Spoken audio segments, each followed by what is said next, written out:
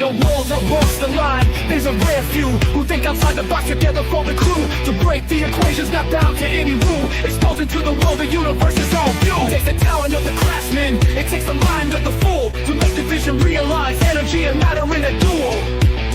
To a break, to a rule. The old man Bills was running through his head. Cheryl probably got it hiding under his bed. Penny up to Annie, making power for days. Don't listen to a word that the straight no says. Mike building batteries that power a ship. Victor comes and talking math, that's the why the spiral dip. Sean chucking plasma bolts a mile long. Sheila on the video making tone trumpet prongs. Bernie breaking matter, they said it couldn't be done. And to all the people in the chat, I know you're having fun. So it's time to spend your Saturday with the dope and old man Bills. Hello everyone, welcome. My name is Nathan, otherwise known as Old Man Bills. What's up, Joe? Hey, Nathan. Hey, everybody. TGIF, mofos. All right, man. We're going to be doing some cool stuff today. We're going to be looking at some RAV stuff. We're going to be talking a little bit about the Gravity Flyers towards the end or in the middle somewhere. We got some cool stuff going on, guys. Sorry for not being able to put out all the stuff as much as I wanted to lately. We're going to get that fixed here. I'm almost better, and you know, we're going to be going on some other channels here soon as well. So it's going to be a fun deal, guys. What's up, Lightspeed? Nathan is a total dumpster fire, and it's all his fault. You heard it out of his mouth. There you go. Simple man always coming in. Spark Cap, you know, I absolutely love that. Yeah. Very funny, though. Good guy. Oh, man. Yeah, that's it. Spark Cap's nowhere close to it. Nowhere near the power levels. This thing is insane when it goes on. All right. So, we're going to, Sean said he might pop in and out or hang out in the chat and help us with some of this stuff. What do you think, Joe? You think we should start out with a video? Yeah, we may as well. I'm still trying to get my head around some of this stuff myself because the experimentation's a little different than usual. Let me see if I can't find one that I want to put out there first. Oh, I just had it. There we are. I love it when he does this one. Mm-hmm. You see the energy exchange, the dark spot, everything. Yeah. It's all there. All the things is. Darren's coming in fast, man. Right on, brother. Thank you very much, man. Good deal. 50 Bills Band memberships. Look, you guys are going to love the fact that you have those, especially in this week.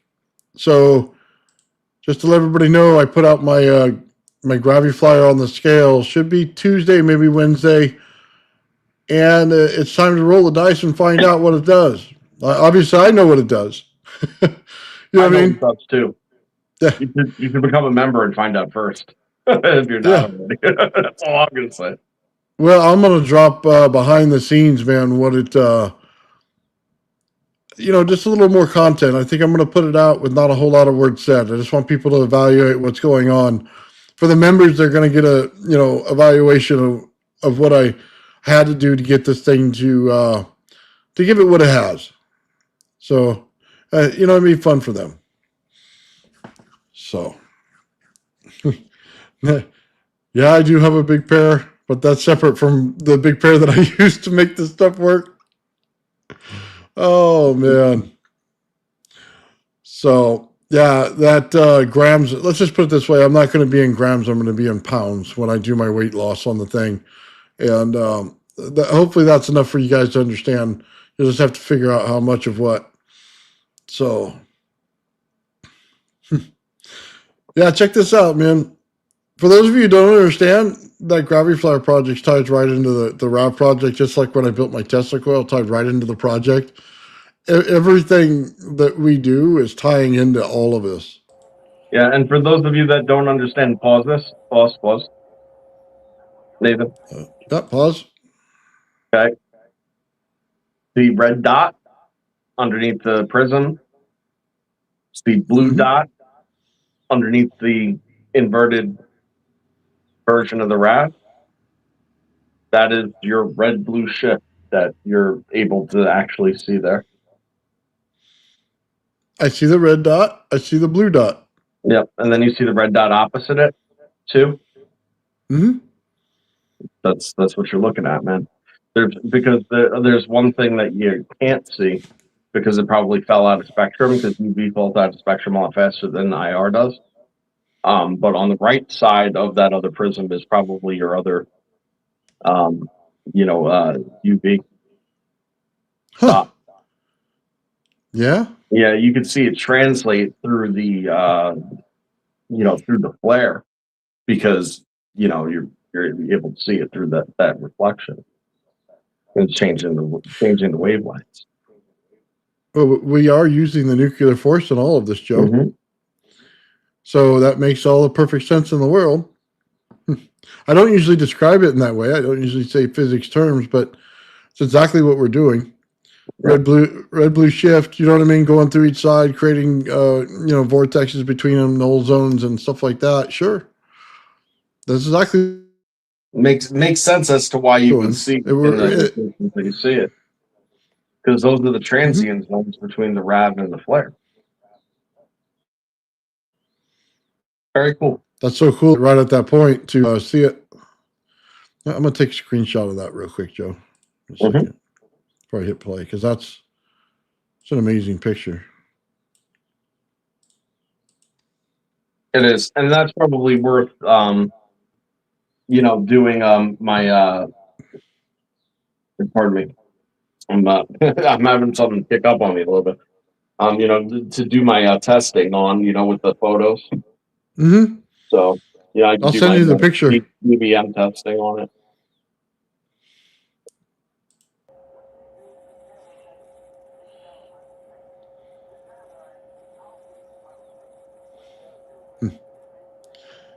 So awesome.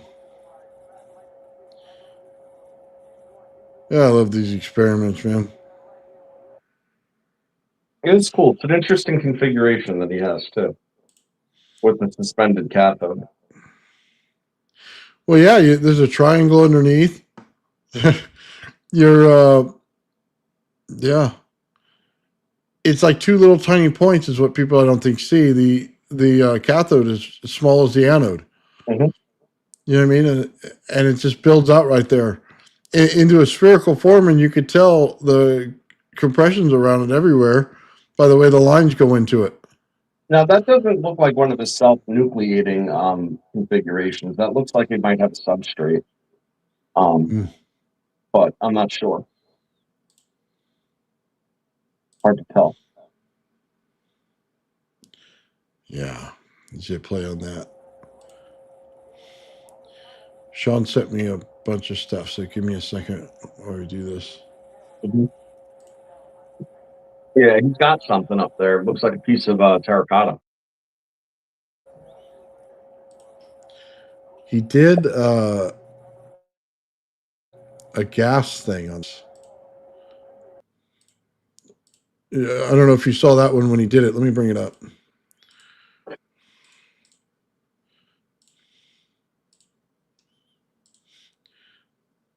So you can see the smoke right there, Joe. Yep.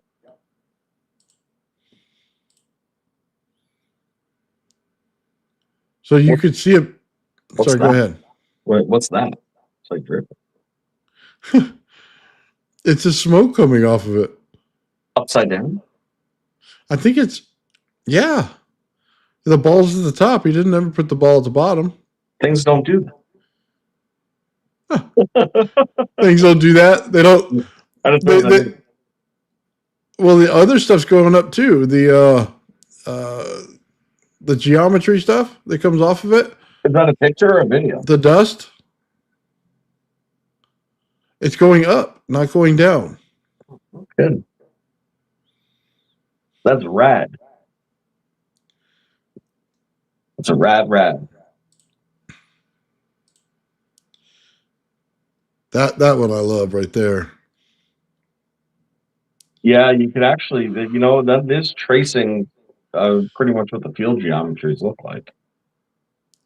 You can see that's parabolic. Yeah. Mm-hmm. Very cool.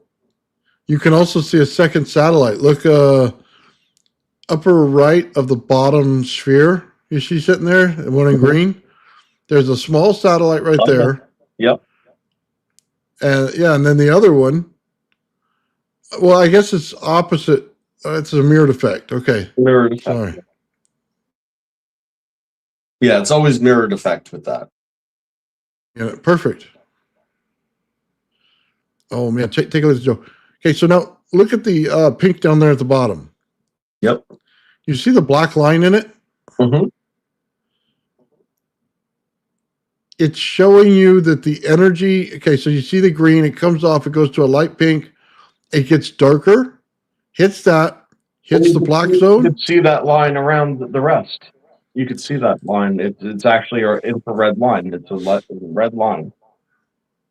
It Yeah. just intersects with the flare. What's up, Sean? Sean's in the comments right now. Sean, what's going on? Thanks for the content, buddy. Yeah, so I love the fact that it shows you all that. And it's also showing the fact that there's lines inside that small one, too. It's showing you the lines, but it's also showing you the lines when it built out in the satellite. There's a lot there, man. And then the gas effect, how it pulls off. But it's separate than the energy exchange going on inside of it. Yeah, it is. Absolutely is. It's part of it. It's just separate of, like you said. That's cool. What else we got? Yeah, that's what everybody says, the double layer. I can tell you it's a triple layer that you need, because the layer on the outside of the green, then you have the middle layer, and then the black line in the outer layer. There's actually a line between the green. Some of these you can see the line inside the green, depending on what he's doing. So Well, let's you see if can we see the line inside the green. It's very faint, though. Yeah. You know, it's a band, but that's more like it's sort of like the torsion boundary, the outer torsion boundary. The inner geometry you're not really seeing of the RAV here as much. It's mostly within that green section. Think about the center layer of the RAV, though, and this has got to be it's all theory, because realistically you'd have no other way to tell, but you know the actual energy exchange that's occurring with it is happening through the center point, and that is a 0 point. I have a hunch that it's a vacuum. You know. inside the RAV itself is a 0 point. There's no question about that. Well, that's the point. It's a vacuum, you know, and that's where it exchanges. So what you end up with is the positive bias plasma. You end up with negative bias plasma. They're layered out between the two. They exchange through the membrane, and you know they ultimately disperse into that 0 point. That's the interdimensional energy exchange that occurs, and is probably mechanism for a shit ton of time dilation, if I had to guess, locally. Remember, yeah. locally, and that coincides in my belief as to why you don't get the, you know, through the compression, you don't get the escape of the light. Don't get the escape of the heat. You know, it's pretty contained. Well, okay. So we know it's the 0 point because we know what 0 point is. It's basically, I don't care if you use ion, electron, whatever. It's an energy ball. They're little energy balls that sit in there. They're compressed together, and as they compress together, you're getting that nuclear force. You're getting the red and blue shift inside there, and it's causing this right here. And it's causing the energy exchange between the two, which is basically, if you set up a null zone in the middle of a Tesla coil, this is exactly what it would look like in light, is the energy exchange that's going on between them. And we usually see this in terms of positive and negative, but that's exactly what you have right here. Is you have the negative that's in the dark, and you know the positive. One's in like a UV spectrum, and the other one's in a light spectrum that you can see right now. But we know the exchange is taking place in the center point, which is the null zone, which is actually the part that seems like there's no movement going on there, but it's in such a high time dilation field that the energy, we know that the balls are rotating around, but the speed in which they rotate, we can't pick up because it's in a time dilation field. This is very hard to measure, and that's the problem. And that's the problem that we're going to ultimately run into once we start getting measures on this thing more accurately. And it all ties together. You see, I've said many times, and I'll say it again, plasma is not just the fourth element, or fourth state of matter, right? Plasma is the transient state of matter between dimensions. Okay, so whenever you have matter that's put into such a high state of excitation is when things get plasmacized. It turned into plasmacized, right? As it increases, okay, in its frequency, therefore its level of excitation, it nears falling off the Planck scale. And when it falls off the Planck scale, it is no longer dimensionally here. It goes upper dimensional. And what I have postulated in my physics paper that I'll make sure Nathan puts it in the an updated copy of it. Okay. After we air tonight, I'll make sure that's available. But it leaves behind a heat signature, which we therefore see as conservation. Okay, so that is the pinnacle of why this thing is so hot and so hot on the inside, but it's not affecting the outside, situation. It's just not because of the compression. Yeah, I just say timing light. I don't think it would work because you're putting light into light. It's not gonna.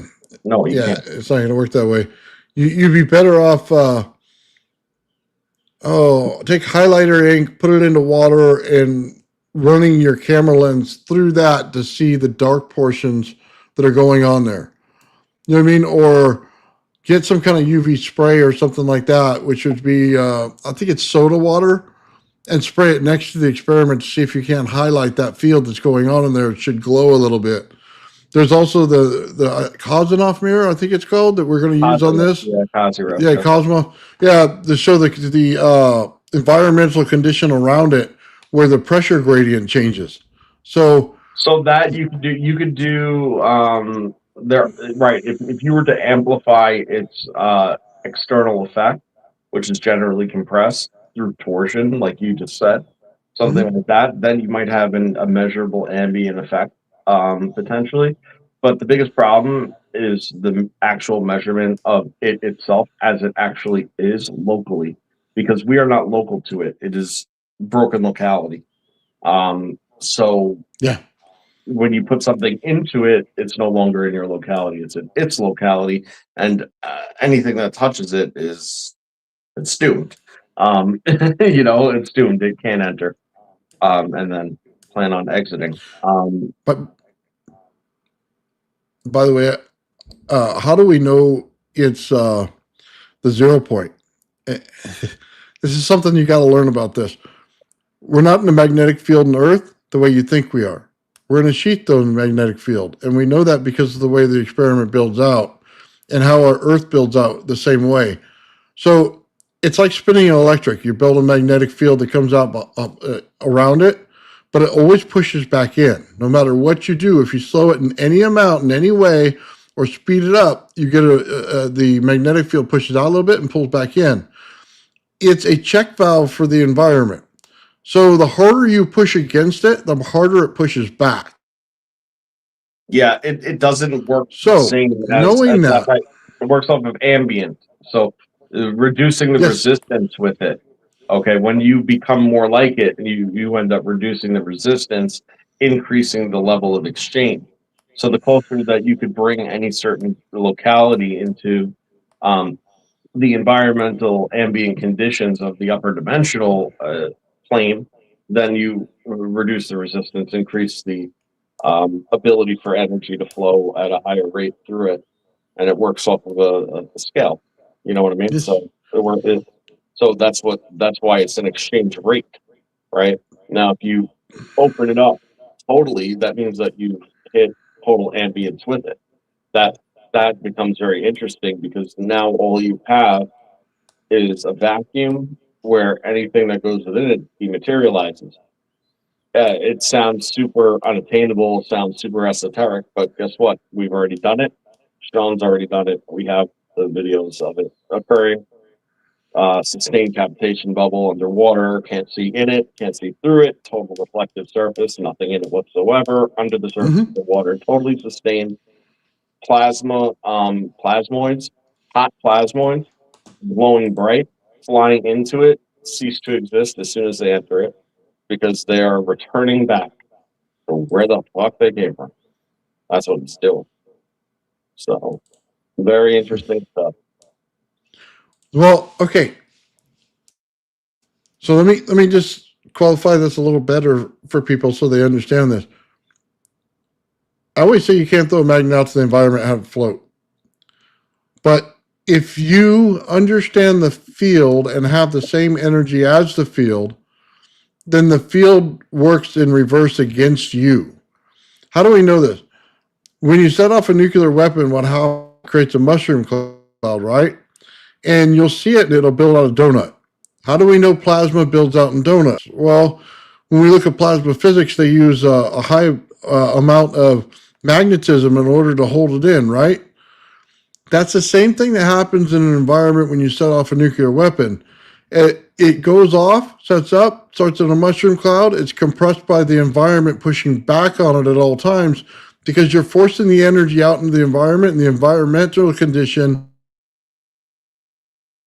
stronger than what you're creating, so it pushes back on it, and it'll form into different geometries. When you see it going in a donut, you understand how much compression is actually going on inside of there and how much the field is pushing back on it. So when you say that gravity is a weak field, you have to understand it in the context of the energy it's in. Your magnetism is not the same as the sheath zone magnetism at this point. And when it does become to that level that it does that, the environment pushes back on it. And that's why it's a 10 times to a billion times stronger field than your magnet ever will be. Your magnet's at a complete loss anywhere past 1.5 feet. Super giant magnet, 5 feet. You have no value after that. It's weak. There is no more field. This thing is a planet-sized event. It's way stronger. But it's the fact that it pushes back. You see, we always want to create propulsion and things, and you have to understand that effect. If it pushes back, it means that you have a repulsive effect in some way, or a coupling effect, or if you want to say it's a buoyancy effect. You're getting a movement out of it in order to create a condition for it to move. So that's why understanding anti-gravity is very important, because you have to know your environment. And if you're using your environment to compress your environment to create this, then you have the understanding of the fields working in conjunction with each other. The reason the RAV is so important is because it takes the environment and it compresses it. As it compresses it, it builds out its fields from it. Now you understand that it's already taking into account the environment itself. And now the environment is pushing back on it. That's why it makes perfect spheres in the way that it works, because the environmental condition pushes back on it at all times, creating the ability to make this. But think about that in an anti-gravity experiment. If you're using a coil or something to compress the energy that's in the environment already, you're now controlling the environmental condition in the air. Now you can see how they correlate. This right here is basically taking things to a new level to understand exactly how the sheath zones and energy in the environment works. We never had to create the energy in the environment. We didn't have to create an energy that doesn't work within the environment. We had to compress the environment itself in order to get the answer. So, sorry, kind of went off on a tangent, Joe, but that's what I'm seeing happening. Right on. Yeah, so I just want to address the chat real quick. So we have Bill in the chat on the podcast version here. And he's saying, he's like, hey, understand the objections, but give the timing light a try, like anyway. It's easy enough, right? Well, and that's a good point. But Yeah, I agree. Shawn really had it. That's what the photo harp was, was basically a more advanced timing light. And he was able to get measurements off it. But the point isn't whether or not you can measure it. The point is whether or not you can measure it accurately for what it actually is. Because when you're taking the measurement from outside of it, looking from the outside at it, right, is not the same as the relativistic measure of what is actually going on local to it. So if you were hypothetically, if you were standing inside of its locality and you were able to get the measurements, they're going to be vastly different than that which you can ever achieve from getting outside. There's also So let me hold on. Let me ask you this: conservative compression. It's differential. you're creating a strobe light based on the speed in which the energy pumps through the line, right? So basically, we just need to put a little shielding on the wire that goes there, clip the clip to it, and let it strobe. Is what he's saying. Am I right? Pretty much. Okay. And depending on the speed of the strobe, we should be able to pick it up if we slow down the camera speed. I mean, but I've already done that photographically. You don't even need the strobe light to do it because the RAV itself acts as the strobe light because it pulses at a rate in the dark environment. So you could pick up how often the light is hitting the environment from the RAV. It's sort of the inverse of it. If you slow that down to the frames and count how many frames it lights for versus how many frames it is not lighting for, then you could actually boil that down to a frequency. And the frequency that I was able to come up with was just over 1 hertz. Okay. And that's the outside observation, of it, which actually is funny because that's 1% or 1/100th, right, of what Shawn was more or less finding its external frequency bands were, right? Because he was No. Sean's, the speed of the fields are in kilohertz. Your hertz is picking up the beat frequency. Yeah. So right. So all we're doing is picking up the beat frequency. That was the point I was making. Anyway. Yeah. But the way that it was banded, he could only get measures on the frequencies of the outside, and he could only get it from the poles and to the equator, and and back. That's it. So and it went up by, I believe, 4. What? I don't know. It went up by like 4 megahertz or something like that. Okay. Yeah, it was something like that between the pole and the equator, which makes sense. Because it's proportional. So okay, real quick, the plasma water. So here's the thing, and it goes back to what Joe was saying. I honestly think that each one of the rods is stripping ions out of it. Yep. Okay.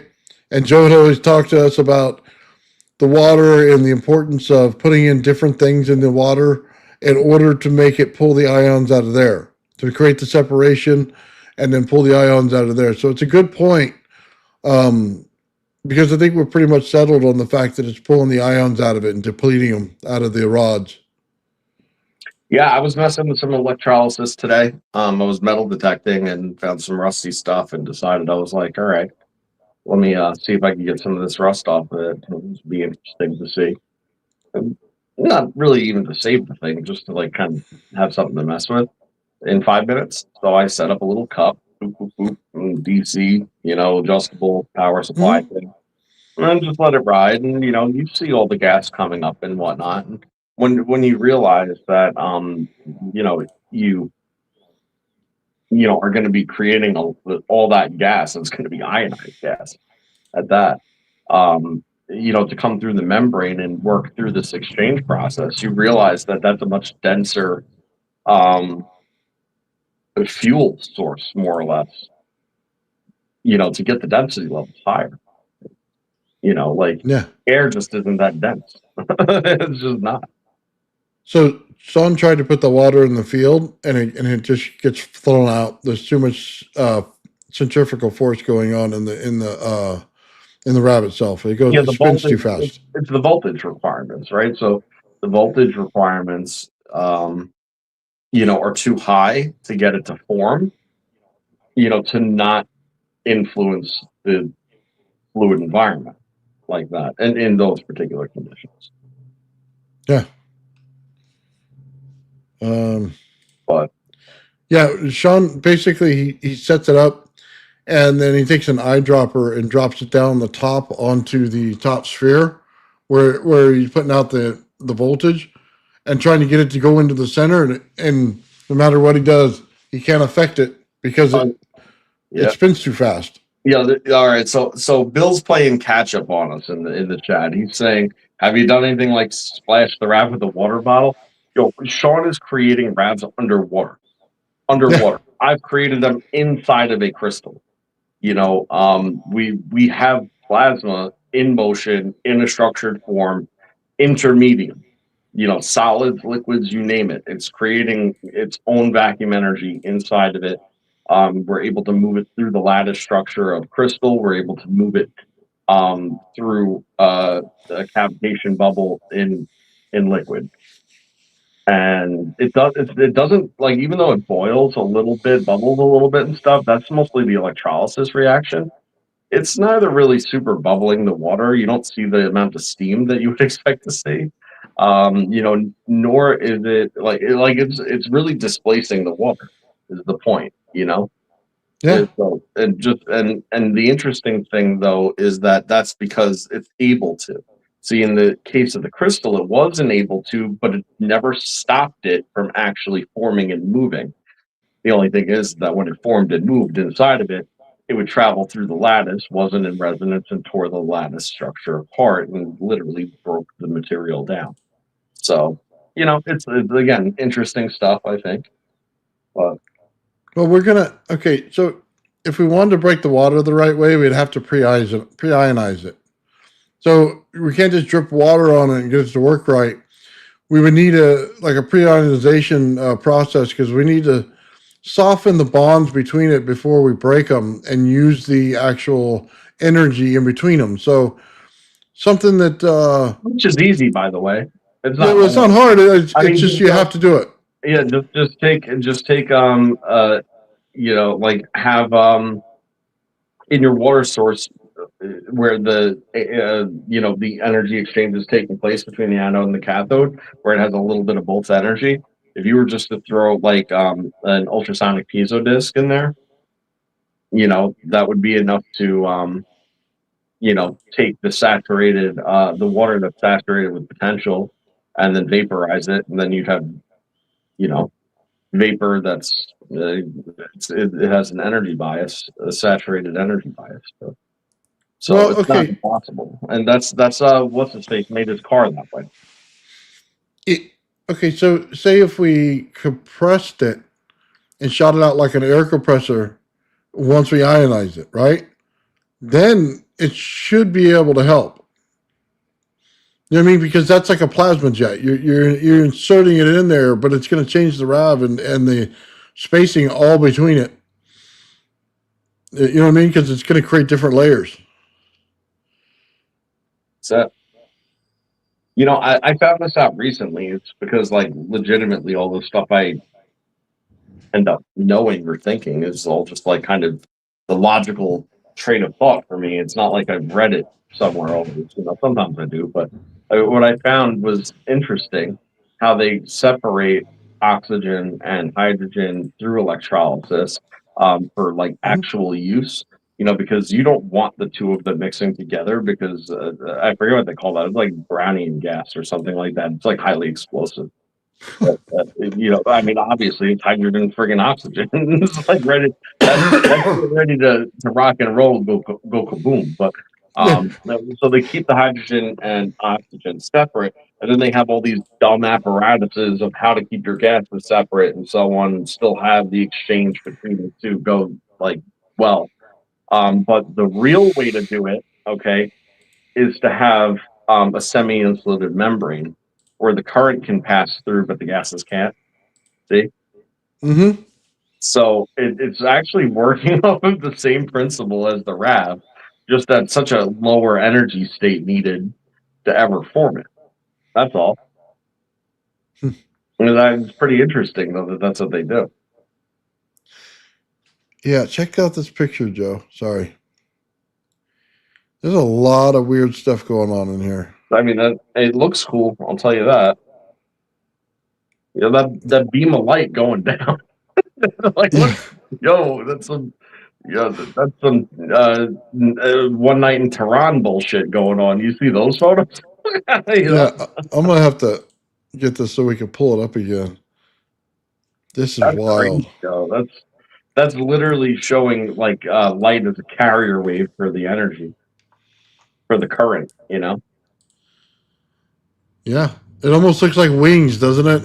In the gas. that's an interesting one to do a VBM on. Also, I'd have to say. Yeah, I just took the picture of it. So Yeah, cool. Yeah, we'll exchange those afterwards. Get the VBMs. We'll show them next week. he says blow the photo up is too small. Yeah, I'm gonna scroll through the next couple of these, and then I'm gonna. I think that might be the last one. Okay, give me a second, and I'll pull it right up.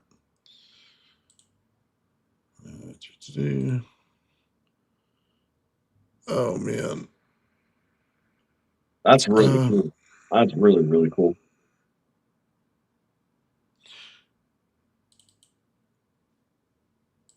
Yeah, it's a lot different, man. Give me 1 second. Here we go.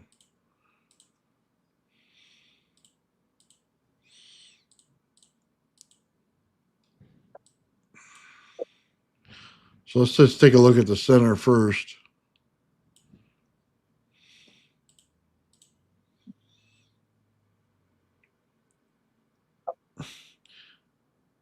Yeah, that's unique in itself. But look at the little ball up on the right side there. Yeah. Okay, now I'm going to zoom out. Let's see. Also, and then it yeah, appears again at the bottom. well, yeah. So notice the ball at the top, though. Notice how it cuts into the light band. Okay. Yeah.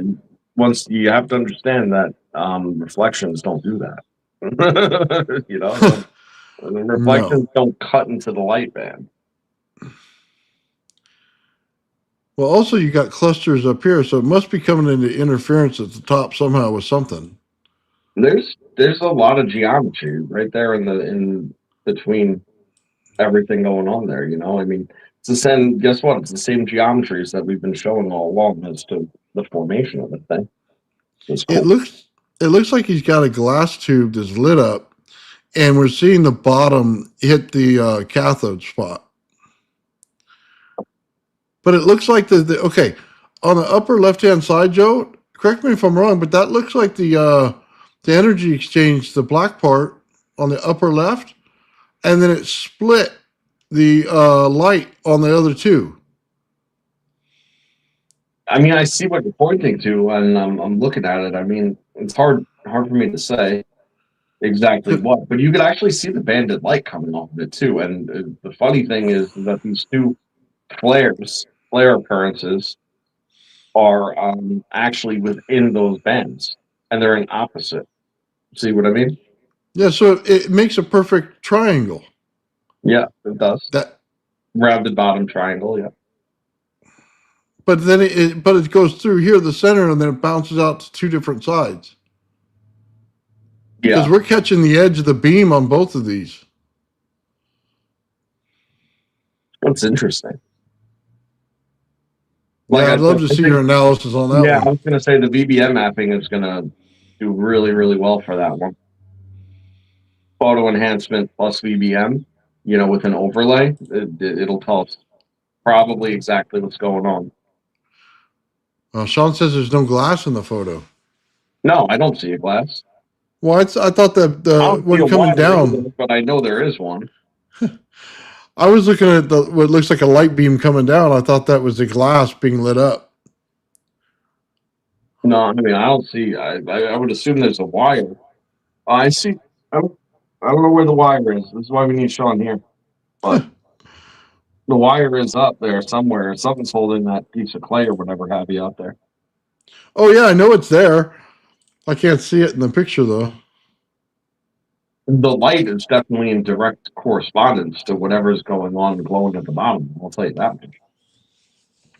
Yeah, this one's good. That is very cool. Yeah, and the BBM is going to be amazing on that. I can't wait for it.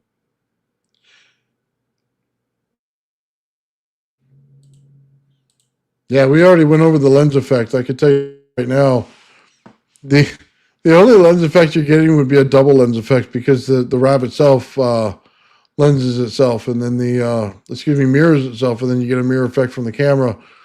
But this is splitting, Yeah. and the camera doesn't split it, so it's got to be going on inside of it. Yeah, right. And the other thing about like you know, a lens flare, like traditional photography lens flare versus the flares that we're seeing is that the flares we're seeing are actually known flares, you know, in plasma physics and you know, in also like they're just known phenomena. And it's what we're seeing, and ironically, they are the same basically as lens flares. Like, I mean, and that tends to be the ironic part of it. Um, you know, it becomes a bit of a chicken and the egg. But So hold on, Joe. If this thing, okay, I'm sorry to interrupt you. If this thing is on clay, we have an atom right here. This cluster up here. yeah, I don't even know what the heck that is. Then up there, yeah, devil. Listen now. yeah, thanks for pointing that out, Dennis. Yeah, we got a ghost in the machine. We got something going on here, huh? Yeah. Yeah, no, there's always some weird shit that goes on when you play with plasma, like, you know, just saying. It's a family photo. Yeah. It says electron beam going down. Dude, that thing looks like pure light. It almost, you know what I mean? It does look like pure light, yeah. It doesn't look hot. You know, it just looks like light. I know it's the anode. It's not the point. But, you know, like it's turned into a carrier of a light frequency. Yeah, okay. It looks like the wire showed the energy running on the outside of it, but it transferred into light instead of electricity where you can't see it. There you go. That's what it seems like. Mm-hmm. I don't disagree with that. That's wild. All right. So let's go back over here. We'll stop showing that and back to Facebook.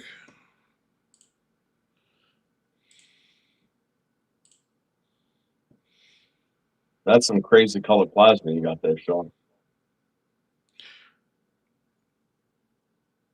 It's starting. That's like what they consider like a rarefied gas stage, you know? Yeah. That's cool. Magneto Freako shows that, and it has the green in there all the time. But this is also what you see because the light of the plasma is directly in direct correspondence with its frequency, right? That's why you see it the color that you do.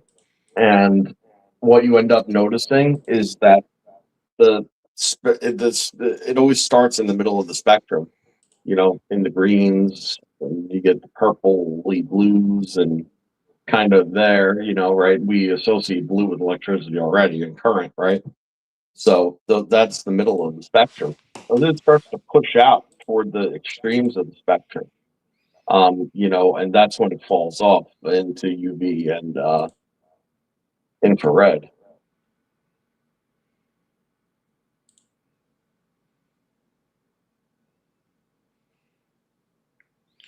Okay, Joe, do you see let's see the lens flare in the right in this shot?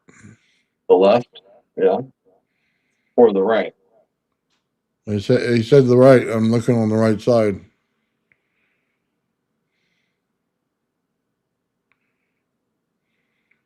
I don't know that I see it. No, I see it on the left. I see no, I mean, it's not a lens flare that I see. He says it Behind them. moves as the camera moves. I mean, the lens flare is behind it at the moment because again, it's not a lens flare. You know, let's don't go behind the subject. Oh, he says sorry left. Okay, now we're in the same ballpark. Yeah. Okay. I'm looking at the right to say I didn't see it. Okay, hold So on. look, you can start to see the dendritic, you know, low energy formation underneath there. So he's getting you know, material cluster, virtual matter.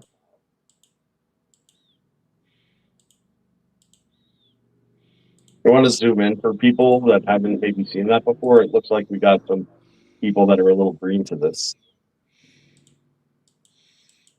Yeah. The what do you call it? The dendritic snow. No, or not. Just move on. Whichever.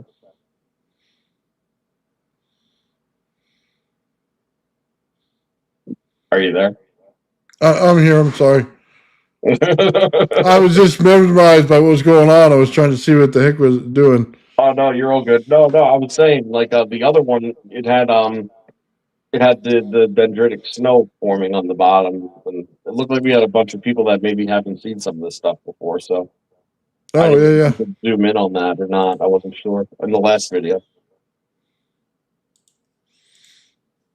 Yeah, I was trying to see because you talked about the bubble earlier. I know it's not in this video, No, it's but not I was that. trying to see if there was one in there. I mean, it could be in this video too, but the other one was the most extreme example of anything I've ever seen. It was pouring out plasma. It's like it was giving birth, one after the next. Yeah, we see that same light in there, but this time it's in glass. That's why I thought it was before. So, Mm-hmm. oh, is this the one where it blows up? I think so. Yeah. Oh, sorry, Shawn. I know it ruins your experiment, but I love things that explode.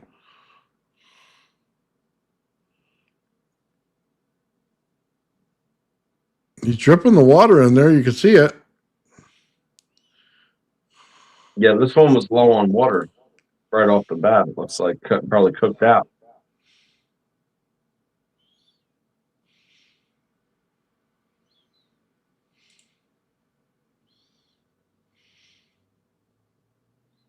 Nah, this one isn't the one that explodes. I don't know. No. Looks like it could have at any given moment. Oh yeah, that's what I thought it was. So hold on. See this one.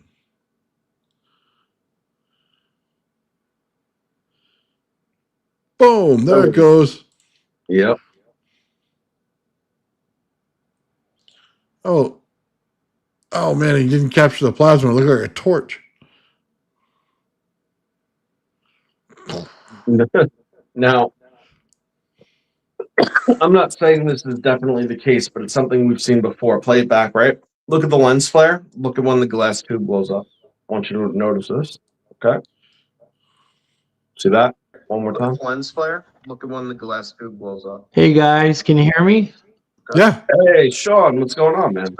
One more time. Lens flare. Hey Shawn, mute your YouTube. Yeah, Sorry. yeah. Yeah. Sorry about that. Is that better? That's all right. Yeah, it's great. I love this one. Look at the tip on that thing, man. It's coming right outside the bubble. Mm-hmm. Boom. As soon as that lens flare crosses over the RAV at the top, it blows up. Yeah, this shows you how mean the 60,000 volts is. You know, when you see this pretty little plasma form and it's all organized, this is kind of what happens with a lot of my experiments where it just gets out of hand. I don't get explosions, but I get a lot of scary voltage dancing. And if that voltage starts dancing around your workbench, it's hard to get to that off switch. So I'll go to the plug because yeah. So this kind of just shows one of the how things fail. See, this picture looks amazing. Mm-hmm. It does. Yeah, I mean, not to break these things down and get mapping on them, because I'm telling you, it'd be really interesting to see the change between, you know, before it blows up and after, or during rather. Yeah. If you go back a couple videos, I can tell you what the environment is, Joe. Yeah. Impressions like that ball, the glass ball that was getting water on it that you just showed. Well, Sorry, give me just I a do have a second. question for you real quick, Sean, if you don't mind. Like, Yeah, so yeah. what like inspired you and brought you into this path of like this line of experimentation? What Mhm. like this direction for the RAV? Um, I was trying to get 360-degree views of the RAV. I wanted to see under it. I wanted to see, so that's why you'll see me suspend a little piece of clay, and I bent that paper clip, and just to kind of get almost all RAV. That's how I discovered the self-nucleating RAV, where the clay fell off and then it formed a RAV anyway. But I'm going in this direction because I really want to see if I can get it with no, basically I want to get it working in the air. I want ball lightning. And so you want it to be non-anode cathode dependent. You want to take the chains off. Is right in some way where, so if you guys recall where I had the ring magnet in the middle of the glass tube, and the plasma basically sort of disappears, and then you just have the RAV, and the magnet is invisible. The glass tube is invisible to the circuit, and all you see is the RAV on the top of the tube. Um, that's basically capacitive coupling. There's no current really flowing. Um, so why couldn't I capacitively couple it to in midair is kind of my thinking. Okay, I agree. So there's something interesting in what you're saying. I think it's worth saying, and also for the people to hear too. Sure. So if you want to cut it loose of the anode and cathode, okay, that is possible, but the system still has to remain on, and I'll explain why. Okay, is that even ball lightning still exists within the fields in which created it. So what appears to be free and free moving is still within its the fields in which created it. If you would turn those fields off, well, the ball lightning is going to no longer be stable, and then it's going to lose it. Yeah. So, there's probably a couple of things that are going to play a major role, and the one is going to be, the rotation speed, okay, because it needs to have a high inertial force, in order to spin off in the first place. Okay, and it would have to spin off at that high inertial amount, by probably introducing like some kind of like static potential into the area, something to push it off, and then what would happen is the same as a UFO. Right. So when we're talking about, field inversion and things of that nature, and then having a diffuse state, you would basically need a field of potential to surround it, become stable through its, inertial force, through the inertial force of the outer torsion layer, and then kind of spin off to a diffuse state that would then kind of push out the environment, right? So that would hold it out. So that's probably what you need. Now, ironically, you have extensive experience working with electrics, right? And probably something like an electric might actually be able to be a component in something like that, because it should be able to provide a steady static potential to it, and it would be vectored and kind of knocked off of the electric by the the residual rotational inertial force of the RAV itself. Interesting. When you say inertial force, are you saying that I should include mechanical motion? No. Okay, so you're just referring to the spinning RAV? Yeah. Okay. Yeah, So- sounds good. I sent you guys something on this, okay? And I sent it a while back. It's a Bedini video, and he goes over a lot of people's experiments, okay? He talks about Walter Russell and the fact that he was commissioned by the government in order to create an energy system. It also talks about ball lightning and how an inventor did it with a vacuum. He basically took high pressurized air and put it in there, gave it the spin rotation state, which messed with the air in the environment, which gave it the magnetic state that the RAV actually builds into. And he was able to create the ball lightning in that way, and it came right off of the area that it went to and floated in the environment.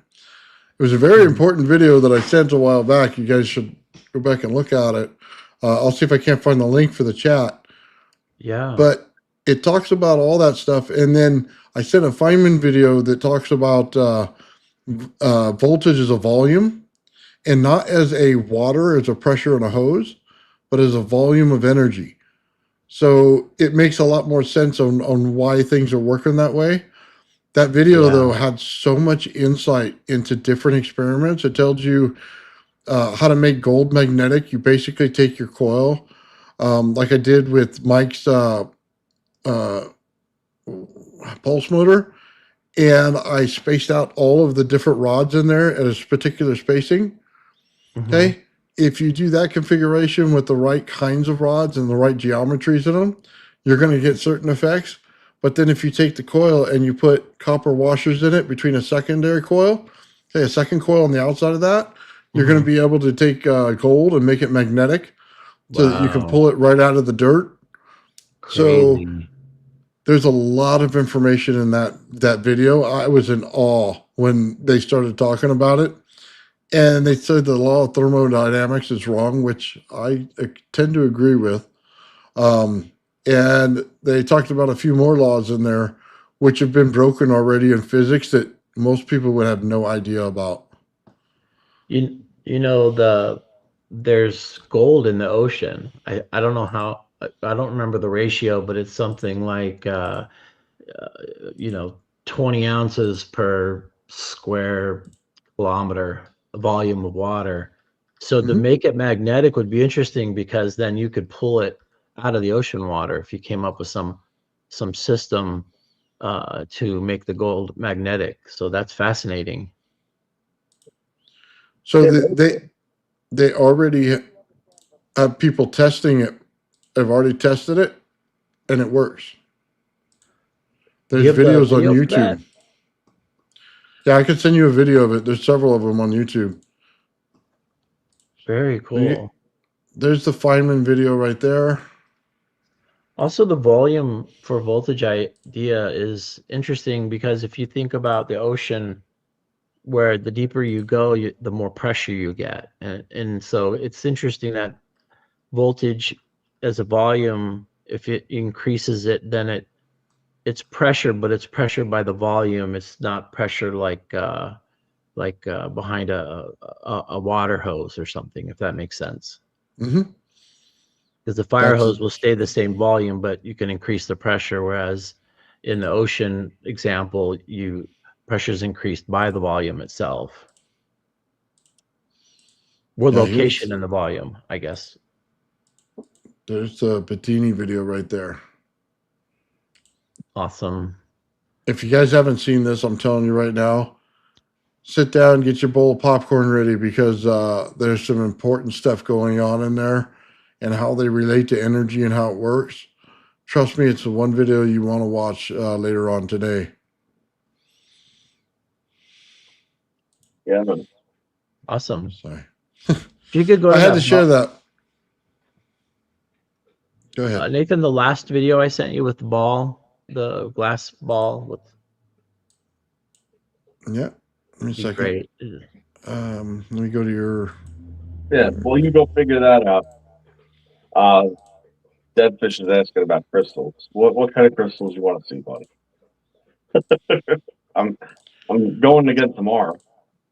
Okay, so he talked about transmutation, and it went from a rock to a crystal to a sapphire, I think it was, then to gold.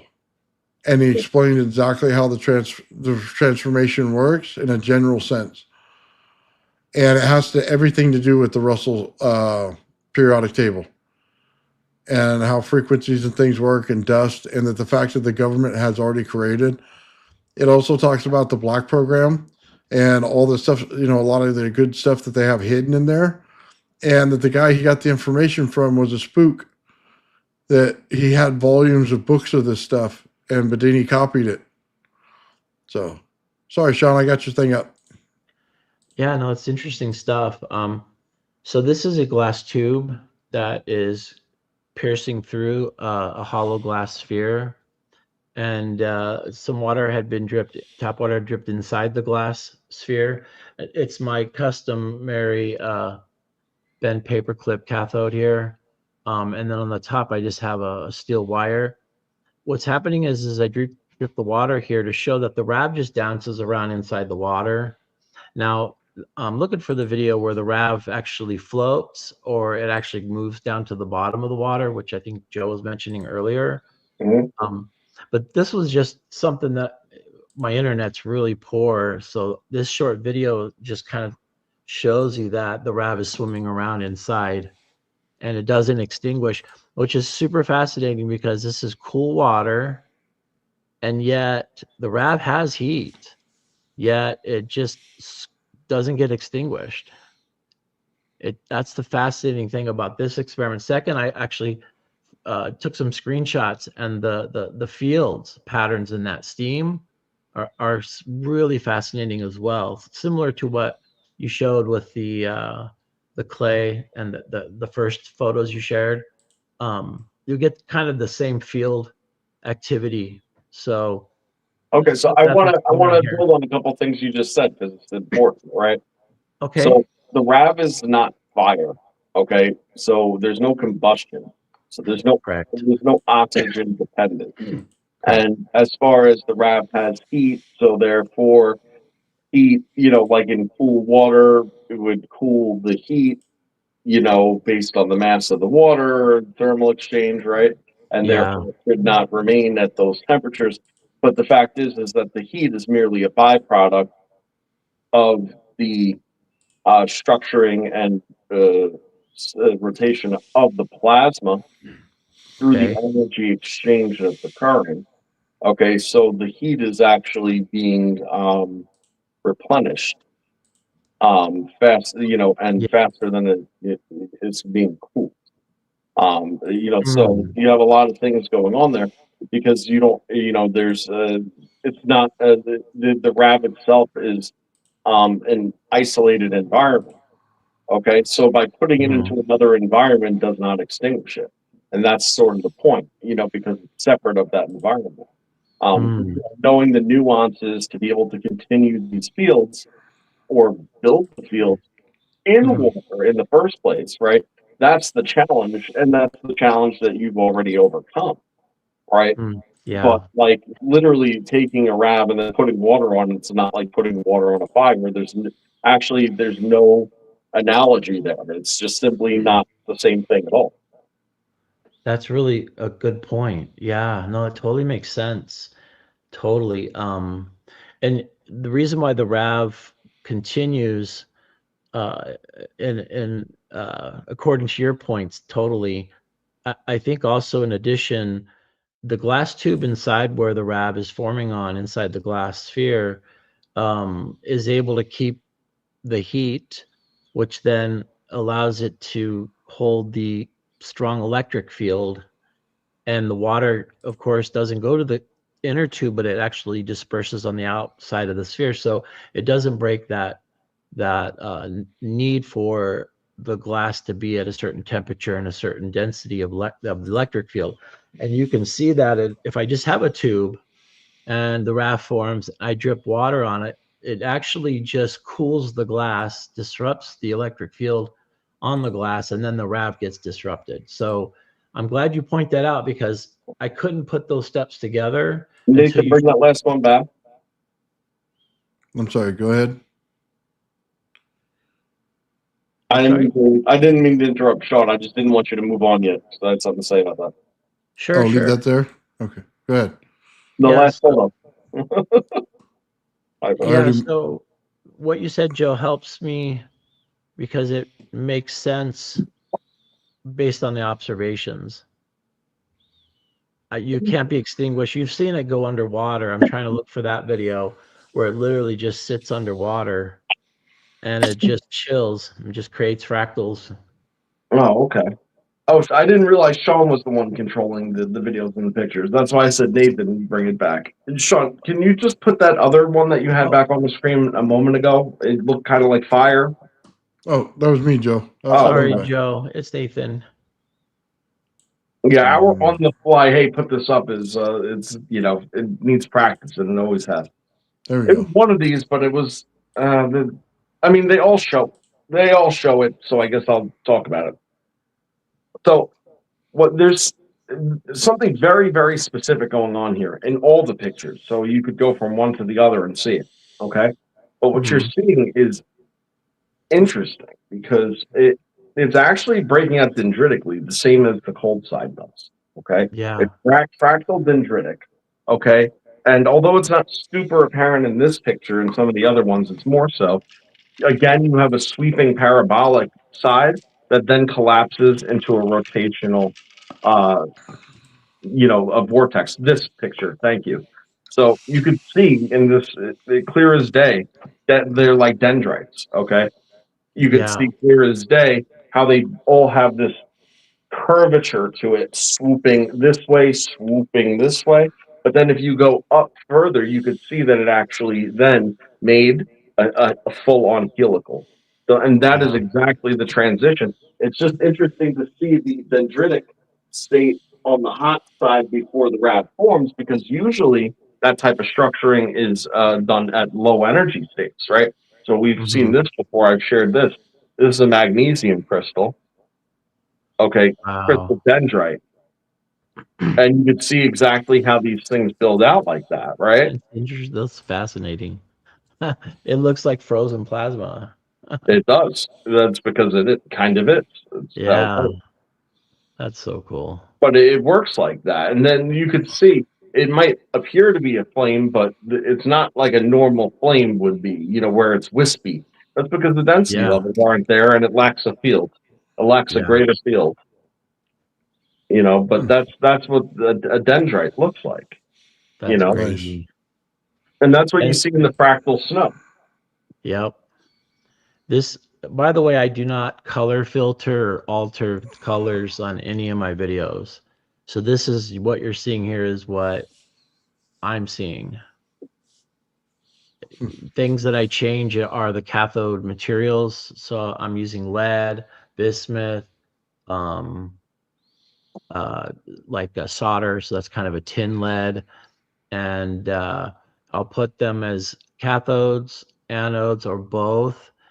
And then you start seeing these colors, and it's always the same formula basically, where the plasma comes down weakly in a weak blue sort of a diffuse state, and then as it heats up the inside of the glass tube, it builds stronger and stronger density, so it turns orange, and then as it gets even hotter, the RAF forms, and then that plasma that's left is sort of battling it out with the glass tube for who has the strongest electric field.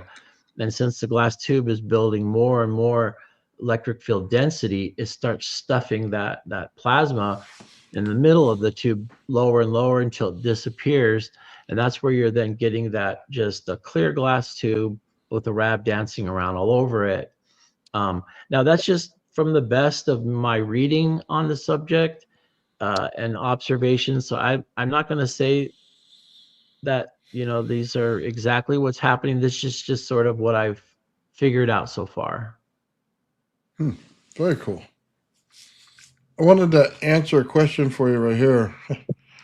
I find the question funny. It says, sorry for my ignorance, been focused on describing an atom. What is the point of the RAV? Well, if you're writing about an atom and you don't understand what the RAV is, you're in a lot of trouble. A lot of trouble. Because the inside of the RAV, if you haven't seen it, it builds out as the same as an atom.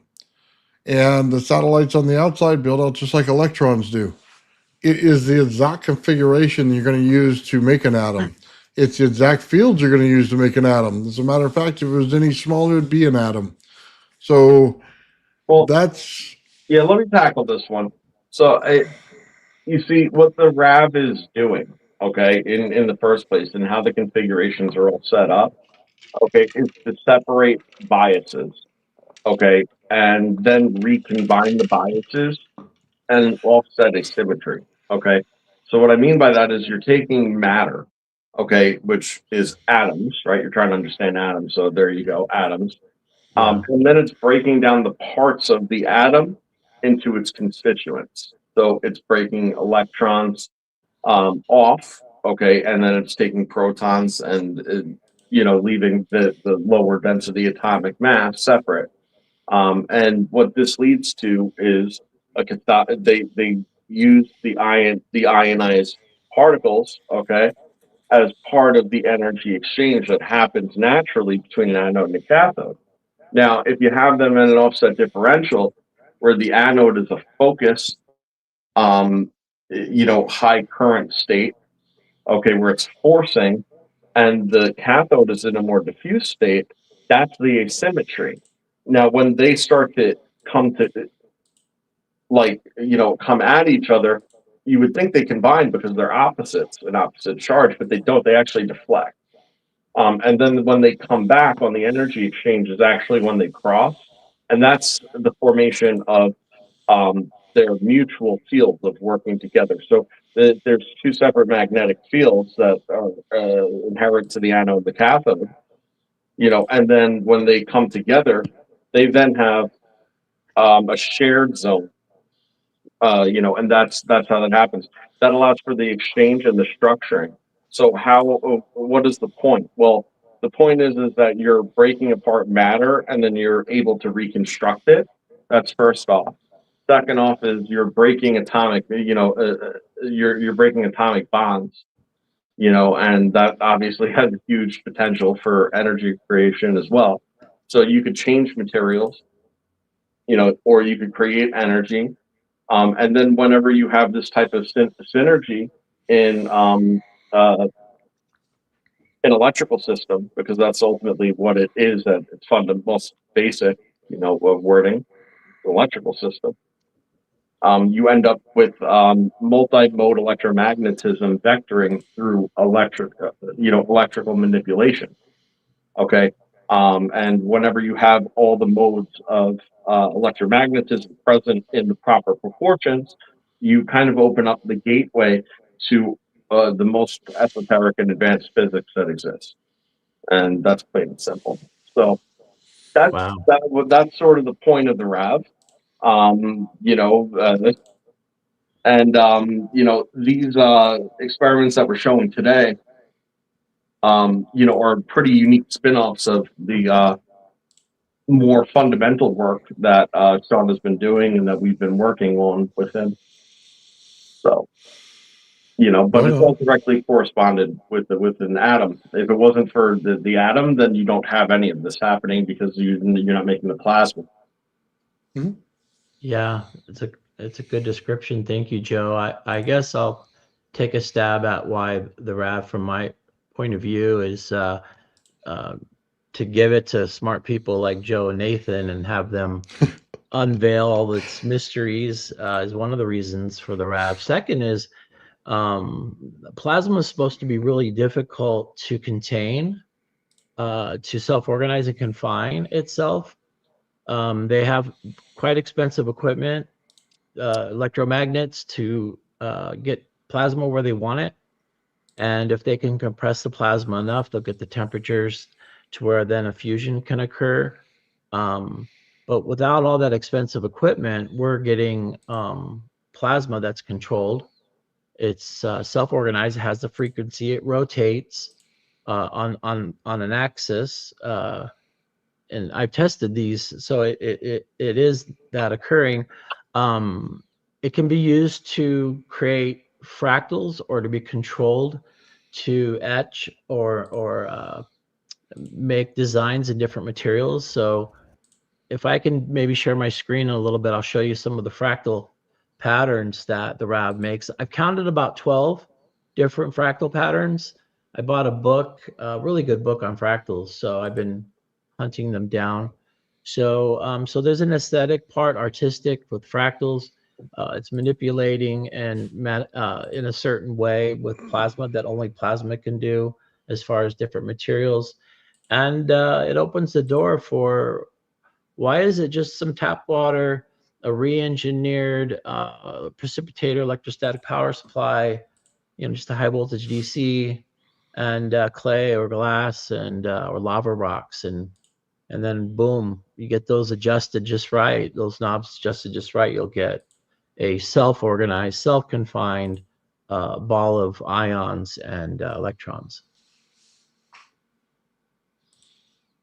Very cool. You want to put up your screen, Sean? Yeah, I was gonna try to. Let me see if I can do it. I have a folder here of just some of my favorite videos and photos. And I didn't know how well I was going to be feeling, but I had a medical treatment today that really helped me get on the show tonight. So I'm pretty excited. Appreciate you Very guys cool. being patient. It's been a long journey for me. So let me see if I can share my screen. If I can do this here. Yeah, I'd love Hey, your Sean, take. Mm-hmm. while you're doing that, I want to show you an experiment and just kind of get your and Joe's thoughts on it while you're getting that ready. Yeah, sounds good. Oh yeah, this one. Yeah, that's pretty cool. Ooh, is that like a ceramic heat? Yeah, that's what I Surface? said. Yo, that's a ceramic heating element. Yeah. Yeah. Yeah. It's got the RAV kind of dancing on some different materials there. That's really That's on cool. a dime, I believe, or a penny or something. It's a super tiny RAV, but it's a RAV nonetheless. Yeah. That's crazy. Very cool. I wonder what the fractal patterns are when you pull it away, because I can already see kind of something there on the surface on the stone that's in the left. You Well, guys can see that. the one thing that was hard for me to tell about this video, okay, was whether the quartz that's surrounding it was, having a triboluminescent effect, which it appears to be, Yeah. or whether it's just acting like almost fiber optically in a way, just like transmitting the light. It's hard to tell, Yeah. but either way, if you notice, it's lighting up the quartz, That's cool. significantly more than it's Oh, yeah. lighting up the rest of the environment. So Exactly. Yeah. That's unique to get that much light in the surrounding quartz like that. And that probably explains why the anode on that photo was coming down like a beam of light. Yet it was copper wire. It seems like the plasma really affects the environment in unique ways. now, one thing I will throw out there is, I mean, I see the light kind of bouncing off that heating element too. So it's not like there's none of that. But the piece of quartz that's kind of almost furthest away, second furthest away in the center of the screen, I mean, for Mhm. that to be lit up that brightly from that distance without it Mhm. being focused in any way on it, just to pick up the ambient light, I think that that's a stretch to say that that's not triboluminescence. So, I mean, Yeah. honestly, it's not easy to excite quartz into triboluminescence. It's really not. It takes a good amount Yeah. of force. So just the Yeah. fact that they're all lighting up says something about its resonant properties. I bet you this particular RAV, however it's configured, would Hmm. probably build inside of that quartz and be less likely to blow it up than mine did. Oh, yeah. That's what I think. I never Yeah. seen quartz light up like that from No. distances and everything else. And the tribal So, luminescence makes sense because it doesn't take as much light, I think, or energy. Whereas if it was trying to act like a fiber optic, that RAV would be a lot brighter, I would think. Oh, can you guys? Oh, I'm trying to share my screen here, Nathan. I'm not seeing it come up yet. Okay, let me try it again.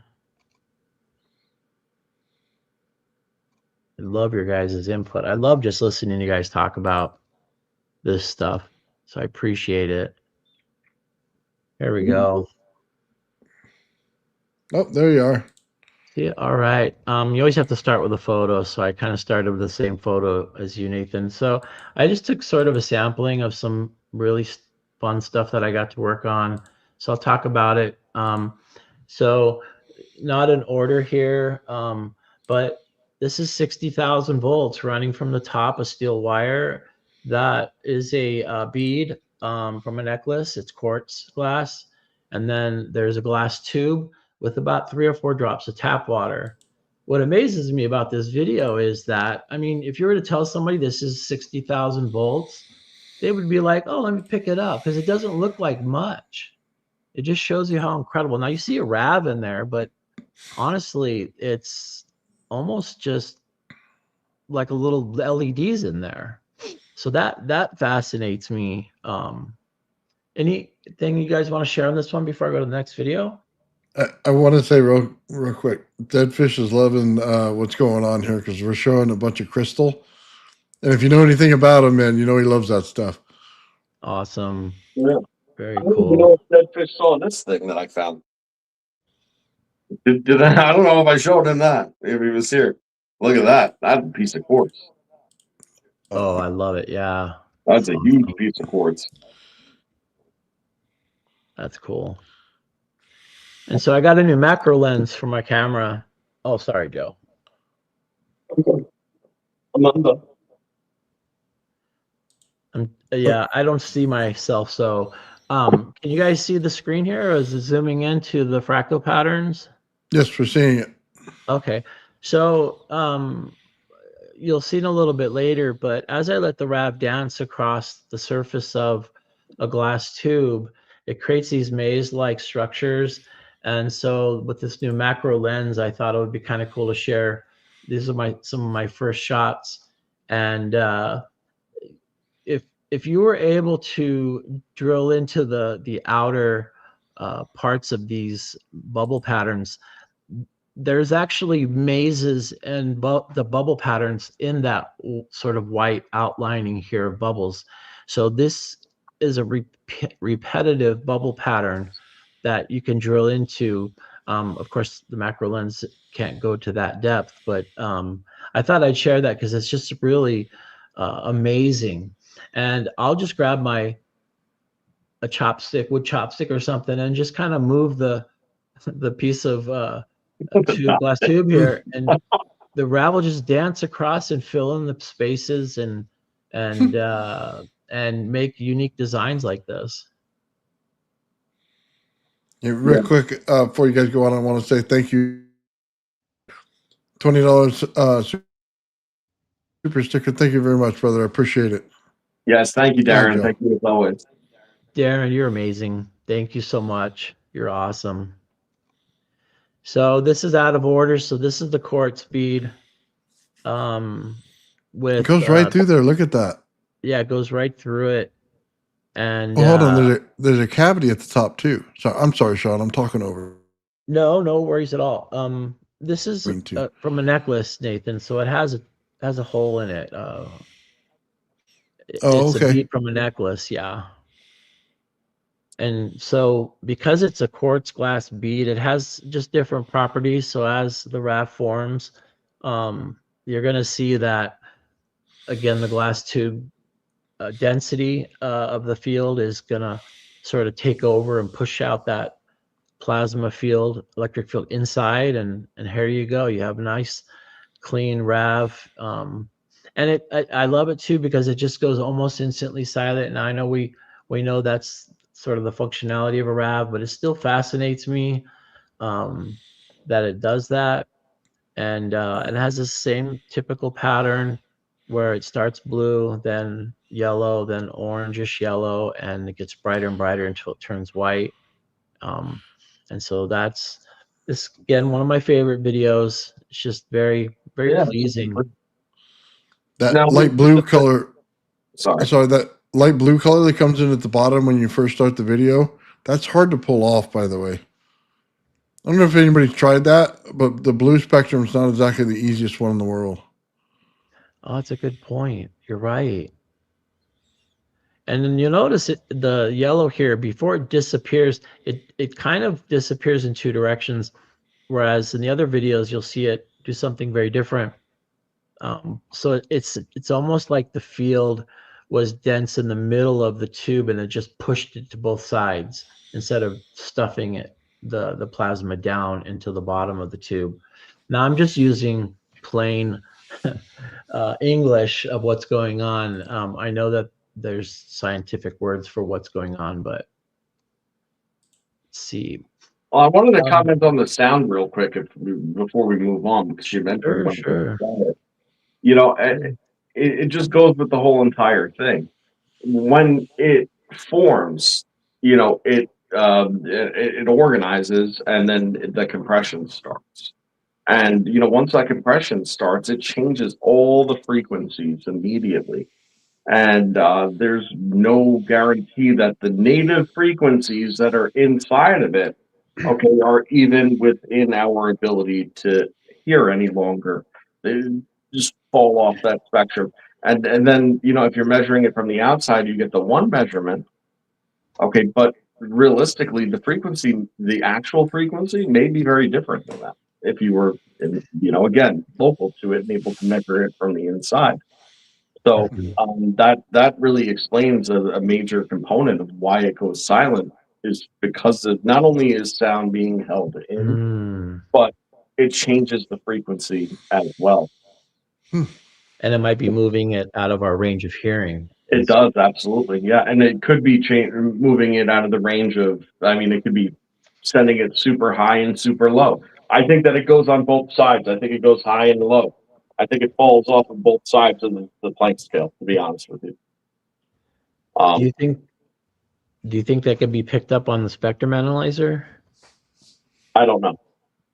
I think that that's going to be the number one thing that we've faced and will continue to, is getting objective measurements that are relativistic to the locality of the reaction itself. Sounds good. Good stuff. Well, it's actually a complication, but yeah, I agree. It's good to understand it so we don't get false results. Yeah. This is acting up. Something went wrong here. I can't play this. That's a but great picture. Point it out. Yeah, I apologize. It sort of froze on me. But what's happening, what's occurring here on this image is there's a glass tube that's parallel to this sort of kind of twisted patterns of glass that's under it. So this is what the before and after looks with the a very particular way that I have created the RAV.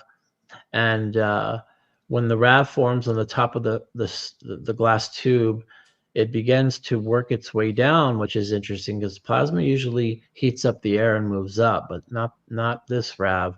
It moves down. As it moves, it completely reshapes the glass. It doesn't char the glass. It doesn't oxidize the glass. It just beautifully reorganizes the glass until you can see. And these, if you saw it in person, there's a lot of beautiful patterns in here. There's a lot of vortex looking shapes. It's almost like there's a whole bunch of glass tornadoes that are in here. So I just picked this off real quickly. I didn't have a lot of time to prepare, but I thought I would share this, and I might have a video here of it being created.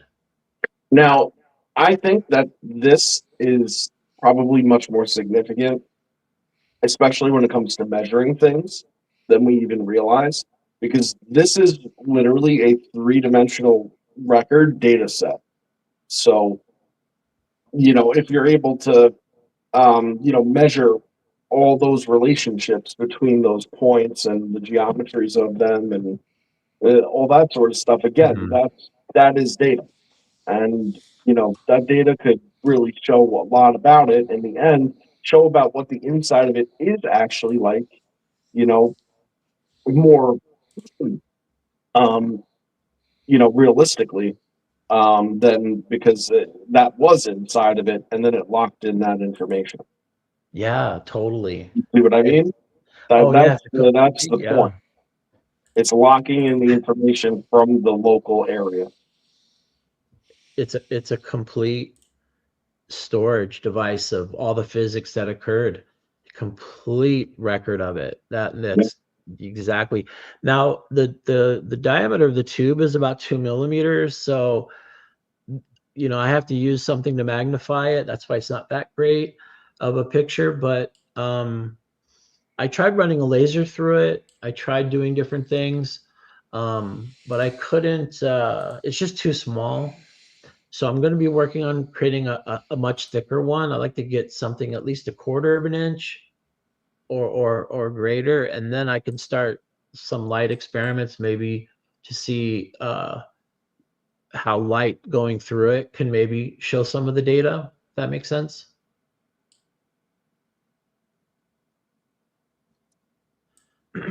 So this is, again, just the standard method of the glass tube, anode on top, cathode on bottom, a few drops of tap water, and then the battle between the electric field density of that's building up on the glass tube, which is just sort of beating out the electric field of that orange plasma. So it gives that sense that it's sort of sinking down into the water, which I think is really cool. And also, too, again, no filter on this, so small changes do big things. Any question on this before we go to the next one?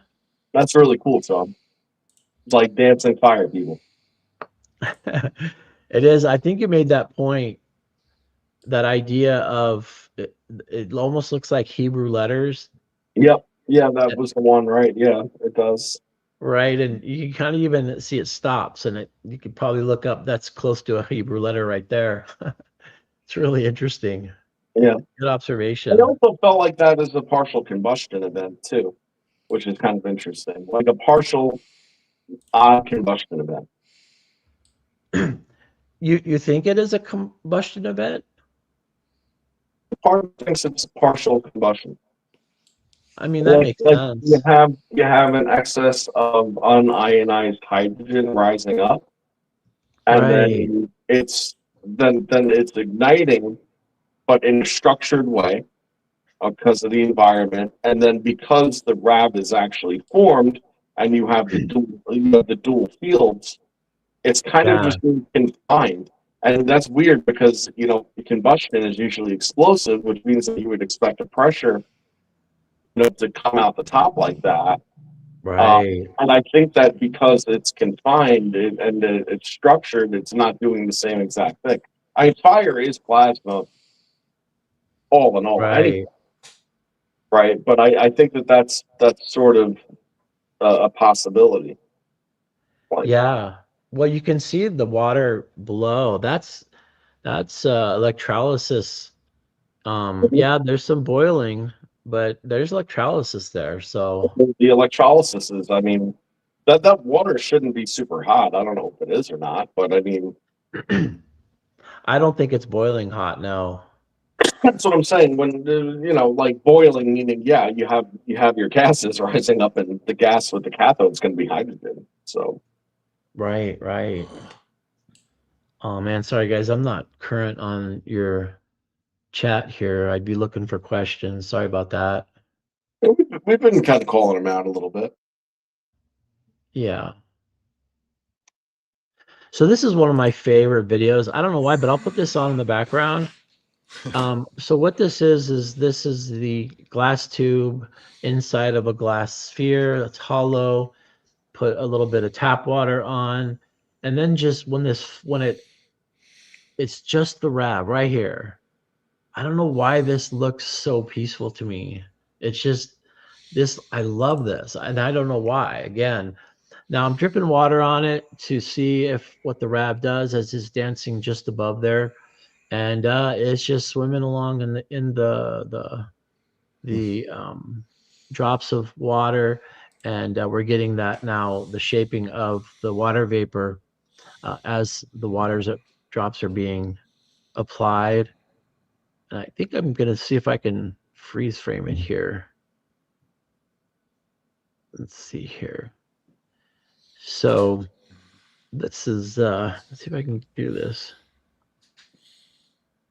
Yeah, so there's a lot of stuff going on here with the fields controlling. I just lost it. Sorry about that. Let me see. You have condensation zoning going on too, which is kind of interesting. That's what makes it so interesting to me, is the glowing condensation. Okay. Maybe this is not the right video. I love it. Well, you know, it's all good. Still cool video. Thanks. It's just we're going backwards here.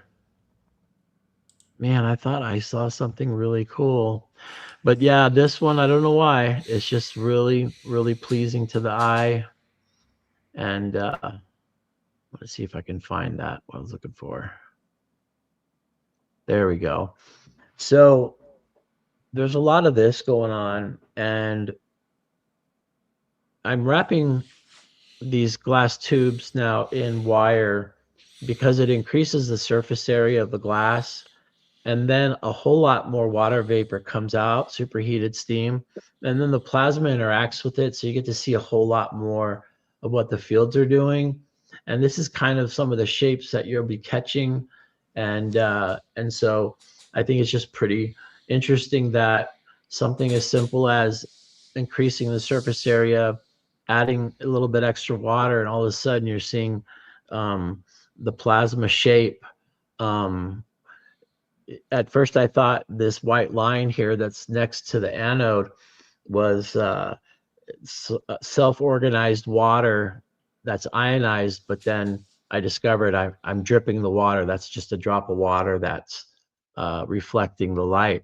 But if you look at the shapes, these aren't, random shapes. I don't think they are. Yeah, you have like a human. You have like two humanoid figures. I was gonna say that. I think the top one might be a little different. Yeah. That's like one of them Peruvian head alien guys. We'll Yeah. have to put a sensor. Let's put a sensor over it. Black bar the eyes out, so it's anonymous and it's most indistinguished face.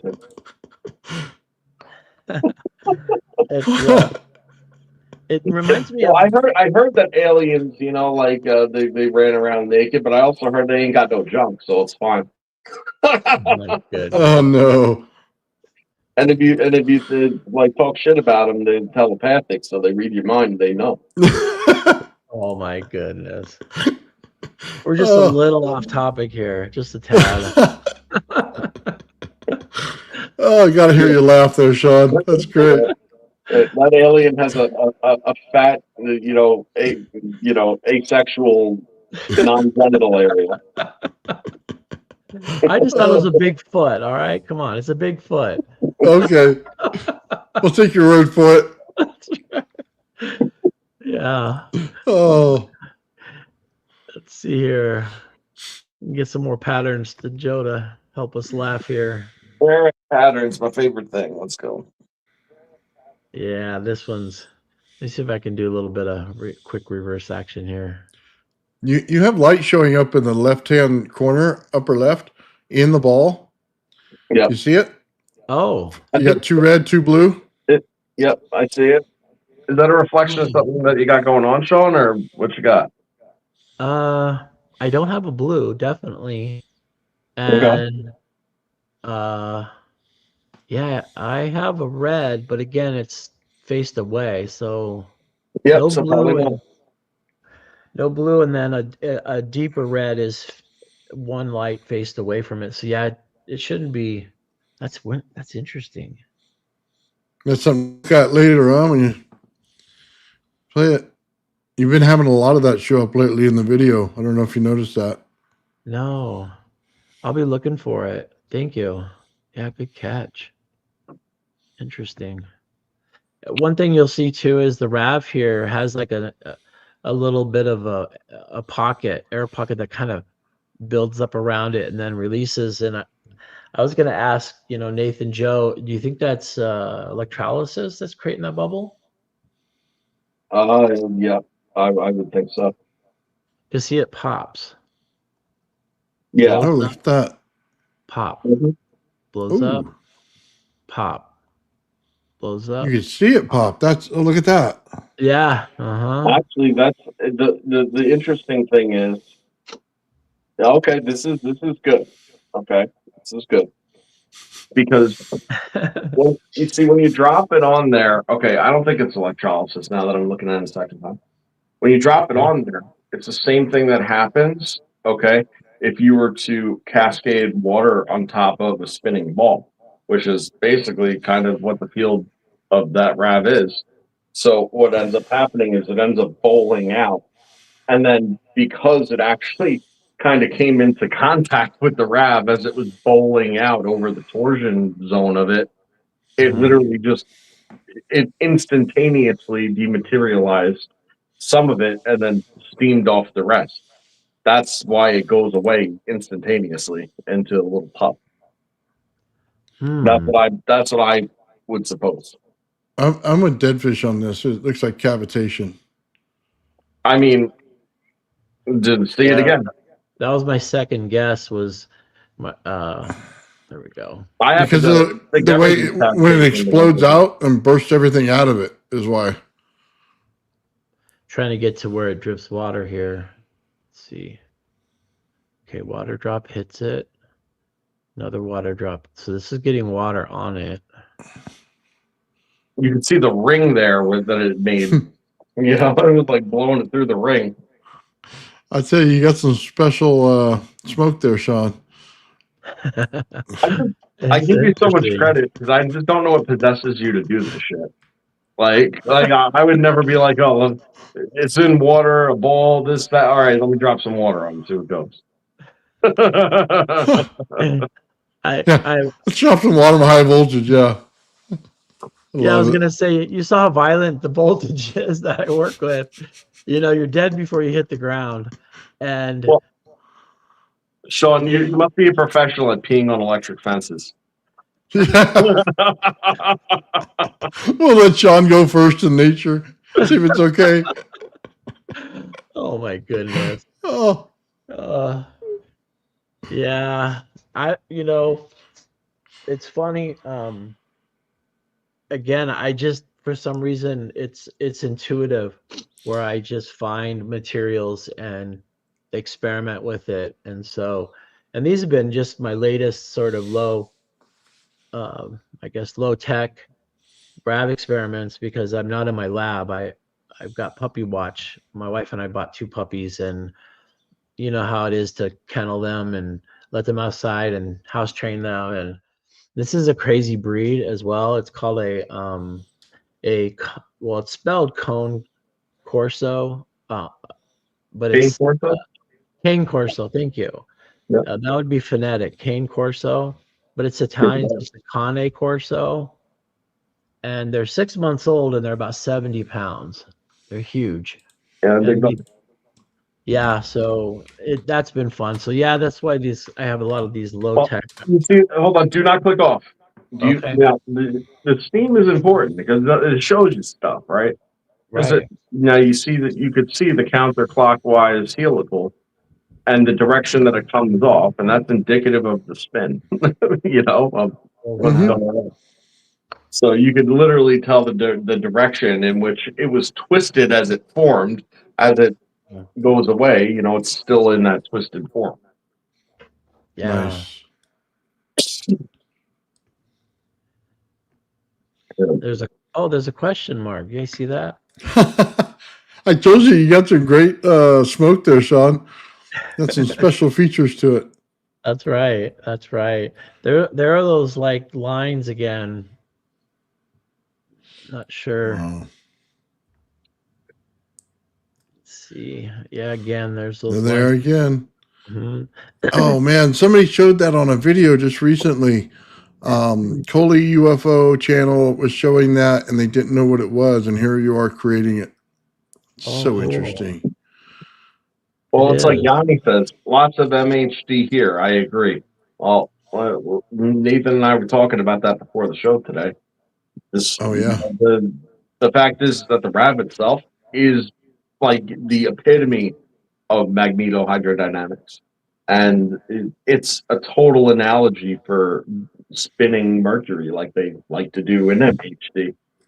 Because really, you're spinning a charge bias in the magnetic field, like within superconductive and super low resistance, and it's all the same exact thing. Yeah. Mhm. So, to the guy that said, "Well, what do you use that for?" Well, all the same shit that you use MHD for, like just Yeah. Yeah. it is MHD. Yeah, and there seems to be other possibilities. Learning new plasma physics. So education would be important. Also, if there's an alternative energy or alternative propulsion that somewhere occurs in some of these experiments, I think there's just a lot more possibilities with this little guy.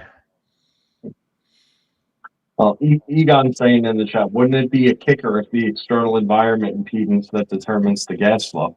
Yeah, it already does that natively, which is why through just basic system modulation you could actually play with those factors exactly. Hmm. This is another one of those glass spheres. These are crafting glass you can order on Amazon. They're about roughly between a half inch in diameter up to an inch and a half diameter.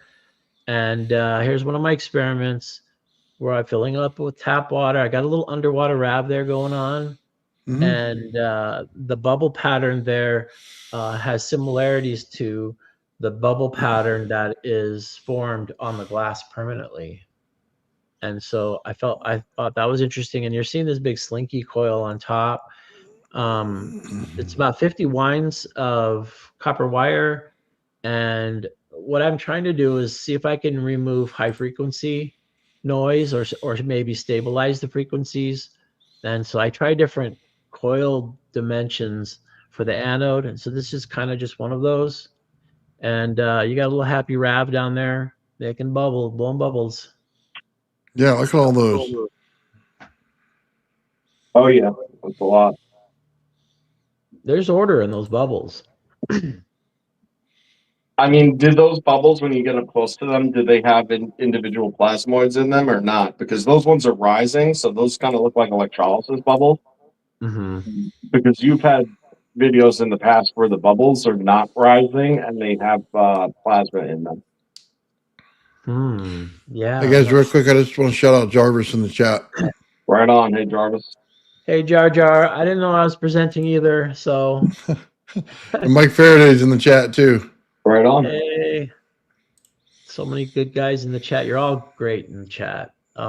Thanks, guys, for watching my experiments. So one of the things that is key to building the RAV is to move the anode around where you start seeing the plasma act in a certain way. And I guess I would say it acts kind of like a river of sort of scratchy water, a river of sand maybe. And as it runs across the glass or different surfaces, it starts to get friction and it gets hot. And then because there's a varying resistance with the varying temperature, that seems to be what kicks off the RAV, spins it. And so you'll notice, and it'll probably be in one of the future clips here, where I just start moving the plasma around until it kind of catches. So it's sort of like maybe a fish hook being dragged across a wool blanket. It's going to catch. And so it's kind of a crude analogy, but I do that with the plasma as I sort of let it run across surfaces, and surfaces that are going to have a resistance that changes based upon temperature, because it seems that varying resistance is the key, that maybe creates an asymmetry and gets things spinning.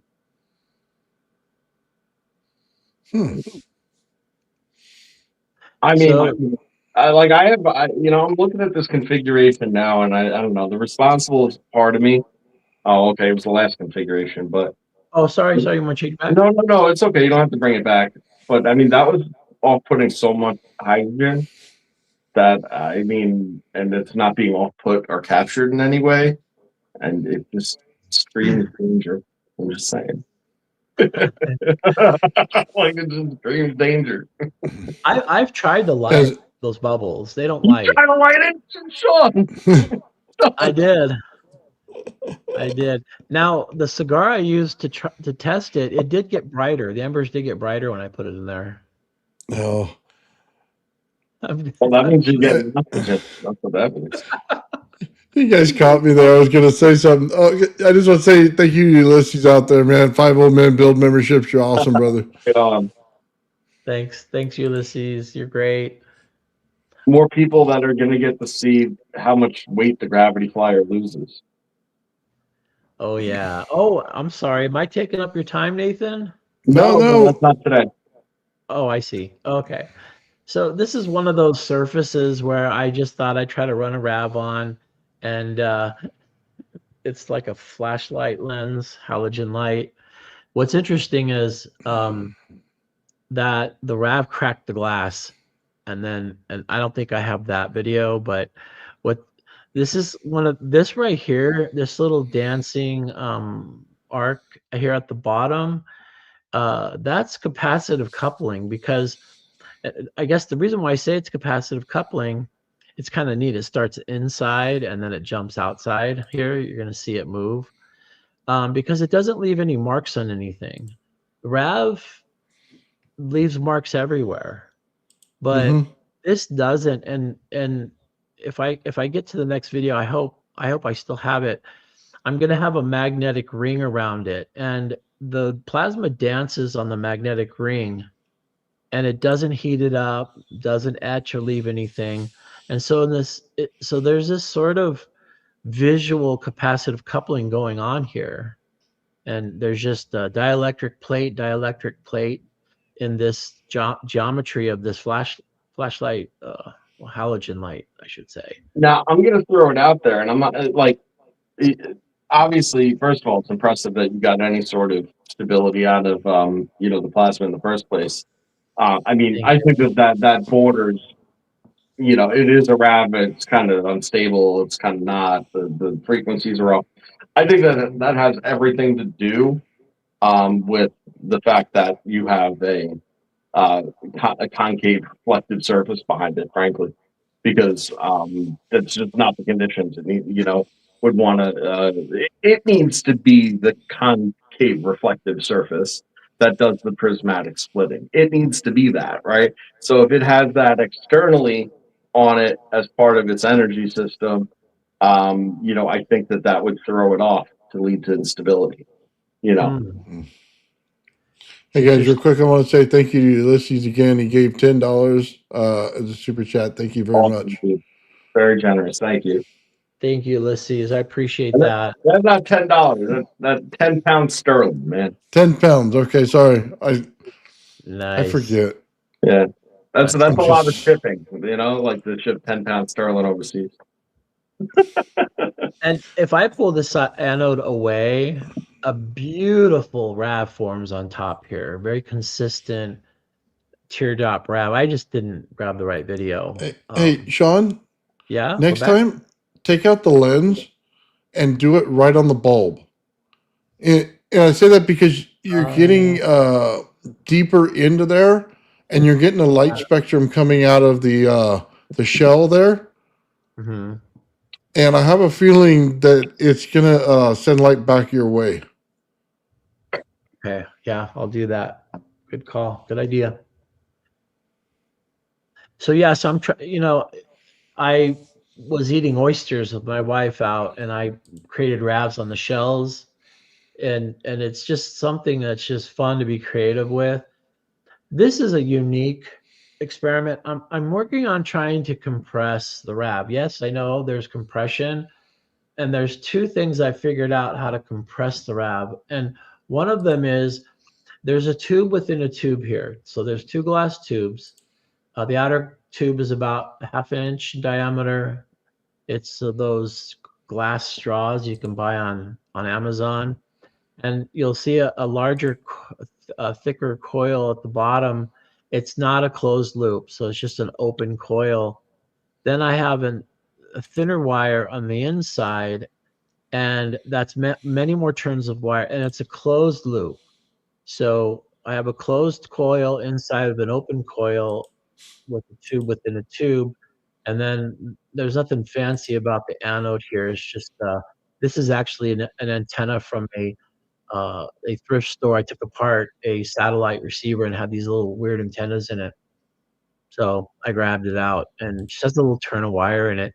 But what's significant to this, for this to me, is that if you guys recall, the RAV forms of, plasma fills the container, then it changes colors, and then at the top the RAV forms, and the bottom, the plasma sort of sinks into the water. But not this. When you watch this, if I can actually, oh, it says something went wrong. Okay, I'll try it again. If you watch this, the RAV appears right away. Oh man, it's not working. Oh, my luck. Okay. So basically what happens is when I turn this, hit the switch, a RAV just gets pushed right to the top and forms right away. And my thinking is right now, and I'm going to run more tests, that this configuration here is really pushing hard to where it's not going to even let the fields come near it. So the RAV has to just, and it actually maybe compresses the RAV because it forms so quickly. I'm going to go back and see if I can get this. I mean, without even seeing it, I can imagine what you're saying, and I totally am on board with that. It's probably a mixture of like that, and the fact that whatever you have going on the anode side, the cathode side, are probably a harmonic equivalence also. So you have the couple of coils up on the anode, the coils down on the cathode. You're introducing a tight spin before the current leaves, so it's already got a magnetic component. They're running in the correct direction, so it's just all the components are being optimized in that situation. Potentially to have the conditions set immediately, and if it's not setting on the surface all too much, I mean, or surface dependent on that conditioning, that would mean that you're virtually setting those conditions, which is awesome. Yeah. Setting the condition virtually. You don't have to condition it. I have something for you. In any kind of flyback situation, in the AC flyback, which you're using here, you have the high voltage side and you have a magnetic side. So the magnetic side is going right into the cathode. So it's going to pull a magnetic field on that wire itself on the bottom, therefore creating the condition of rotation, just like a regular magnet would, making the RAV form immediately. Turn the wire opposite, and you may not get the RAV to form at all. Exactly, because then it would be reconstructed. It wouldn't be working in conjunction. So. It's the same thing as your magnet experiment, Shawn, except for you're creating it in an electromagnet. Right. Yes. And one of the things about, so this right here is, this and bismuth, I've gotten to push the RAV away. Don't come near me, form somewhere else. And that, I want to see if I can get that push on both sides. And I want to see if what the RAV does, if I can kind of push it to pressurize it. Another way to pressurize the RAV is using a quartz glass tube. I think it was actually one you showed at the beginning, Nathan. You had that glass tube filled with white plasma, and then you had the lens flare in the middle. That means the RAV formed inside the quartz glass. The RAV is not hot enough to put fractals on quartz glass. It's just not. Quartz glass is on a whole nother level. And so to get a RAV to form inside the quartz glasses, it's forming with something in the tap water, maybe minerals, but it's forming inside there.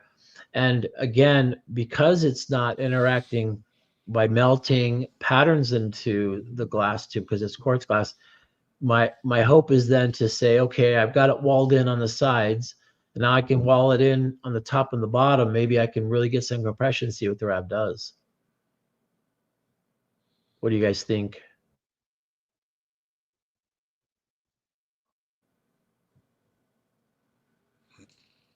I kind of missed you there, Sean. I'm sorry. Sorry about that. Okay, so you see a coil and you see the RAV just appears right away on the screen about half-inch away from the coil. Yeah. That's supposed to go down the tube. It's not, because something in this configuration, I believe it's inducing a magnetic field in the copper wire that's equal and opposite to the I RAV. agree. Well, that's what we were saying earlier. You know, Yeah. you're setting up the conditions ahead of time that by the time it reaches the discharge, it already has a semblance of a magnetic component because because of the coil in the first place. So, you know, rather than it have to sit there and build that from scratch, it's kind of coming with a bit more spin to it already because you've already brought it through that vectoring cycle. Yeah. Not only that, you're in the same energy, so it's going back and forth in your AC flyback. Mhm. So the magnetic field's going to interfere with the voltage field in here and play with each other. So you're not going to get it to attach if you create a spin in a different direction. If you Right. created the spin the other way, I bet you'd go down and touch it, but it wouldn't form the RAV. Yeah. No, I think you're right. And the thing too is I've tried coils open and coils closed, and there's a difference in the configuration. And what I'm trying to do is I don't want to introduce any more electronics. So you'll notice here I'm just grabbing coil of copper. So copper is just another element. So I'm just using water. I'm kind of staying in this theme of what can I do in the environment that which naturally occurs in nature, because lightning is natural, and these elements are natural, water and glass. It's kind of funny when I save my experiment data from my RAVs into the RAV database in AI. AI is like, you're working with too high of voltages for lab, for what scientists do in studying plasma. You're supposed to keep the plasma from affecting the glass or touching the glass. You're not to have any water near that high of a voltage. I mean, you go down the list, and this is just breaking all the rules of what is in a controlled lab. And so that's kind of the theme again, is I'm breaking all the rules, not on purpose, but I want to see if I can, if since it's pushing right here, pushing the RAV up, if I put a coil in the same configuration on top and it pushes the RAV down, then I can have possible compression of the RAV. Okay, Maybe so it unravels, maybe it if you're doesn't. trying to build something like the environment, Sean, I think one critical point of understanding that maybe isn't widely accepted, but I believe it to be true, is that clouds are plasma. Okay, yeah, they consist of water vapor. Okay, when they're compressing and stuff, but what's holding that water vapor together and the mechanism that exists is that they're plasmatic. Okay. And well, what we know about clouds, well, you get big puffy ones, you get light wispy ones, right? You get them kind of smashing into one another and then getting angry, right? And they sit there, they turn dense, they turn dark, and then we know that the denser they are, and you know, when there's fluctuations in their movements, it leads to you know, the excitation of the Right. particles, right? And it leads to then, you know, current discharge when the moisture levels are high enough for it to bridge the gap between that and ground. But all ground is here is cathode. Right. Yeah. That whole ground is cathode because the lightning isn't coming out of the cloud. The lightning is just potential. The cathode sucks the lightning out of the cloud. Hey, Yeah. Sean, Yes. put a aluminum ring lightly above the coil of wire where it's Okay. not necessarily touching you, maybe a piece of plastic or something small in between it, even a little piece of glue on the outside just so it holds up from it. Hmm. If you produce enough magnetic field, the aluminum should jump. Oh, that's a good point. Yeah. It's like that ring. Because I think you're an AC, so yeah, so you should have a jump in the aluminum. I mean, it's a pulse DC, so it should have the same effect as AC. Yeah, so it'd be interesting to find out to see how much field you're building on there. Yeah. I'll try that. Thank you. It's a good idea. In fact, Brandon had that same exact experience. You know what I'm talking about. You remember that? When Brandon made the piece of wood jump on the sink because he grew the capacitance in the sink because so the carbon was touching. So then when he overloaded it, then when he touched it, it field flipped on him and Yep. it like went whoop. Yep. I just remember the chicken. Remember the chicken in the microwave? Of course, I That he remember ate? plasma chicken. Yeah. Oh Plasma. my God. Plasma chicken. That thing was I don't know how he ate that and still lived. I don't even think it was cooked, which says all you need to know. I mean, dude not only ate plasma chicken, dude ate like raw plasma chicken. Oh man, I miss Brandon, man. Oh, he got domesticated. Yep. He got wifeyed up. It made him put on an apron. She's a working woman. Oh wow. That's funny. Plasma chicken. I'm sorry, Sean. Go on. No, not at all. I just put a piece of tinfoil here.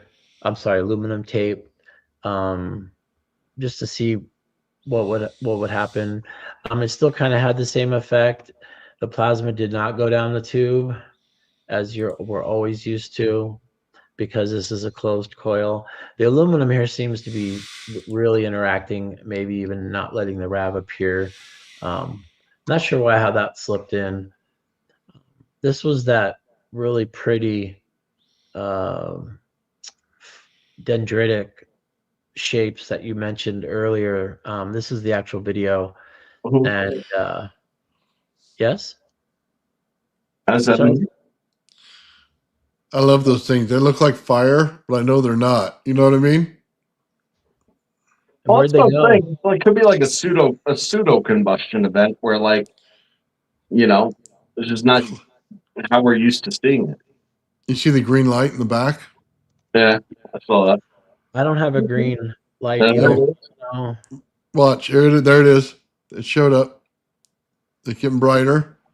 And then it goes away. Look at that. Right. That's weird. Oh, you got a red one on the bottom right. Oh, excuse me, middle right. That's weird. I never noticed it. Well, you ever notice when people say they see UFOs? This is what they're seeing. They're seeing concentrated light. It's when you put it up in the environment, it's way bigger, and it's just like a focused light. So what happens when you spell the secret name of God in fire, Sean? There you go. What? They say the aliens are going to get me. It's a bunch of light shining off your butt. Oh my goodness. They see It's not all that dissimilar to how Mike was showing, with his cells and the experiments that he was doing, how he was summoning the UFOs. Oh, yeah, well, Mike, that's exactly what Mike was doing. He was focusing the light to his pyramid. Mm-hmm. Oh, that's what he was doing, right. This is a ring magnet. Oh, man, look at the plasma in that. It won't start. Just keep. So then I push it. This has to do with, again, I'm trying to get some kind of plasma to sort of like run abrasively with the glass to then initiate that sequence where then the RAV forms. The spin's wrong on it. maybe because of the ring magnet. Yeah. You try flipping the ring magnet? I did. The RAV doesn't form at all. Well, we know in standard configurations it does. So I mean, you know what I would like to see, Sean, and I've suggested it a few times. So if it doesn't happen, it doesn't happen. But if you take one of these tubes, okay, and you run a standard RAV configuration inside the tube, okay, Mhm. so what you would do is you would take your terracotta clay, you just cut it to fit, the diameter of the tube. You Mhm. just fix it in place. You could have like a little reservoir where water drips down. You know what I mean? Like, Yeah. however, you fill it with water so it contacts it the traditional way that you started doing these experiments. You run your Yeah. cathode right to the bottom of the tube, the same as you otherwise would. And you run your anode right on top, inside the tube, on top of the clay. Okay, Mhm. and you wet the little spot. You get the RAV. You know the RAV's going to form because that's how the RAV forms. Okay, Yeah. Mhm. and then from there you could start introducing external elements. You could start introducing the ring magnet and not have to worry about it interfering with the ring magnet all too much because you were able to start the RAV Yeah. without having the glass reach a point of saturation, right? And it won't reach a point of saturation once the RAV is formed, okay? As long as you can form it fast enough. So then you could take your coils and stuff, and then you could actually put it around the outside of the glass tube, similarly to how you were doing, except Yeah. you just put that coil right around where the RAV is going to form, okay? Because Mhm. then you should be able to catch a current off of that wire, okay, from the coil around the Mhm. tube. Should be able to catch a current off that wire if you just put it to a load. As long as it has something to pull, something to vector the energy potential, it should be able to, you know, work because spinning plasma in a coil array induces a Mhm. current generally. Right. That's why I thought the closed loop coil was getting a current induced and then creating a magnetic field that pushed the RAV up. Um, Now, I remember you sharing that with me, Joe, so I apologize. I did get a diagram of that. I just put it somewhere. Um, but if you could just maybe remind me in Messenger, I'd be great to try it again. So I apologize for letting that fall through the No, cracks. no, it's not. The funny thing is, you're basically already doing it but separate configurations, just like you know what I mean. So Oh, it okay. seems to be really aligned with what you're already doing. So just now might be the time. Yeah, okay. Appreciate it. Hey, Thanks. Sean, do me a Mhm. favor. When you first start the video, can you pause it when you first see the purple show up? Sure, sure. I'll do that. I'll play it again. I just wanted to talk about a couple things real quick. Yeah, go for it. So it's going through the normal sequence here from blue to orange, yellow, and then we see, of course, the RAV form. We're going to see something very different here. We're going to see the RAV form, but we're going to see it looks like a breakout of plasma coming from the glass, and it's really close to the RAV. So we'll see that here in a second. So this is what we're getting here. So if you'll notice now, we have a nicely formed RAV, but we have this kind of funky chicken plasma here that's dancing all around. And this plasma that's dancing around isn't leaving a mark anywhere on the glass, and it's not leaving a mark or heating up this magnet. So doing some research, what is occurring here is this is a capacitive coupling because we have the glass tubes I'm using here as braces here under the magnet to lift it.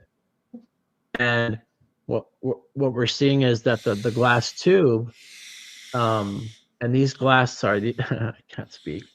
What we're seeing is basically capacitive coupling to get to this point, and that and from my research, this is not current that's flowing through this plasma here. This is just sort of capacitive coupling and ions that are being, I guess, air being ionized, showing up as plasma, because it really surprised me that it's not leaving any marks. The RAV is leaving marks because it's interacting with the glass, but not this funky chicken plasma here. And so I thought that this would be interesting to share. Maybe you guys can give me your thoughts. I mean, I agree with the passive coupling and the, you know, post, the transient plasma creation in that case is just creating plasma of the environment as it's transient. But it's definitely got a path that it's wanting to follow because there's a point that it's wanting to look up to. That's what I think. Yeah. What do you think, Nathan? Well, one, you have your magnet higher than you normally do, Yeah. which means you're pinching the field like plasma would pinch inside of a magnetic field. Mhm. So I don't think it's going to couple on the inside. It's taking the easiest route possible on the outside. So structuring the air to get to the magnet is exactly what I would think it would do, and ionizing the air itself. So yeah, I agree with that. I just think the trigger is because of where the magnet's placed. Yeah, it's surprised me because anytime I get this action here where the funky chicken is dancing around, there's always marks in the glass. But when I put the magnet here, it's just glides and makes no marks, no edgings, nothing. All right, so Nathan, you said to freeze it. Yeah. Shout out Jarvis for becoming a member, man. Thank you. Awesome, Jar Jar. So I basically want you to take a look at the structure. You see the perfect lines form in it. Like if you could zoom this in and when you're looking at it, in the beginning part, you're going to see perfect lines form in between it, and the spacing in between them is really good. I can see right now it looks like a comb went through hair is what it looks like on this right here.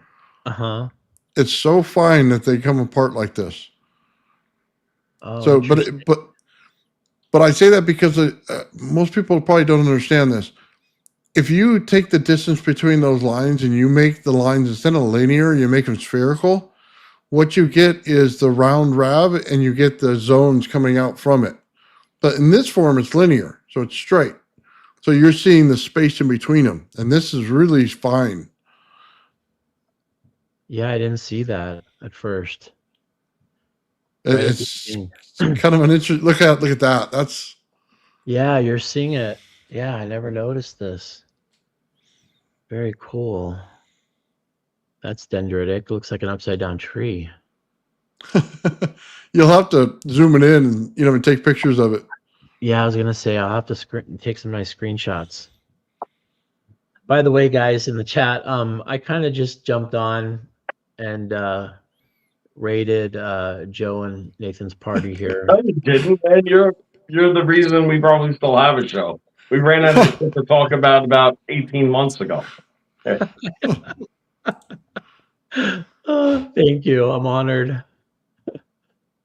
Not true, but thank you. What does that say, Joe? Knox Ford. It says Kowski Frost for dead fish. I'm just going. I wrote it down. All right, I wrote it down. Nice. I mean, hopefully it goes further than just that. But yeah, I'm always willing to look into it for you, man, and see if it's something we can talk about.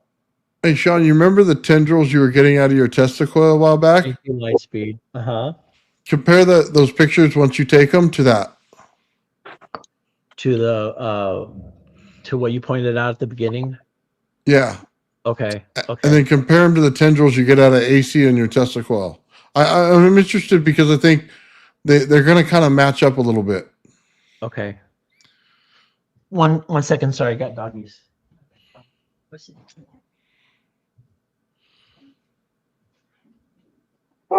You know what I think we got to do, dude, to make today like real fun, like really end it on a good note when we wrap up. I think we need to watch 3 holes. Oh, dude, I think it's been too long, and I feel like there's too many people that watch us that haven't seen it. Oh, Mike and Electrical Theory. That's amazing. I think we need 3 holes, dude. I'll find it real quick. Oh yeah. You know what I mean? So I That was ran so this good. experiment again with the magnet, and you can kind of see with a little bit more detail. I think I dimmed the lights, but you're going to see again that coupling. And oh boy, internet connection. There we go. And what's fascinating is that the funky chicken's dancing solely on the glass tube, and then it jumps to the magnet. You also know that the anode is that brass ball anode.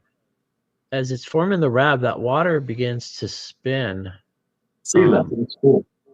Yeah, it was not really planned. I just added some water there, but the RAV's really feeding off that water because I learned that there is some plentiful ions in the water to assist in the creation of the RAV. Maybe I'm wrong, but what I read, but and so this one just came out really pretty, and I keep waiting for that funky chicken to go away because that's what it always does. But here with the magnetic ring, it just doesn't. It just Hey, yes. do you have glass on the outside of that magnet? Glass on the outside. If you look at the bottom, there are two glass tubes sort of using as sort of lifting the magnet up. But then this is in a steel pan, the cathode steel pan. Okay, I'm asking for a reason. I just want to see if it's compressed. Underneath the magnet, when you play the video, just watch all the gases that are going on in there. Okay. I don't know if you've even noticed that. I know you focus on the RAV part, but I want you to pay attention to the bottom of it. Yeah, sounds good. Yeah, let me look.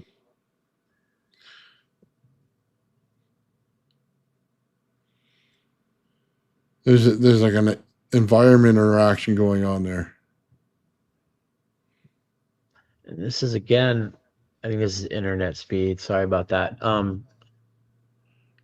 Again, this is just a unique behavior because below it's just glass, water, and magnet. Yeah, hold on, but watch. You're pulsing the energy, right? And then it looks like the fractal formation that you built earlier in some of your other experiments, Mm-hmm. but then it retracts. So I'm wondering if it's the energy in the environment that's showing itself that's always there because the light changed.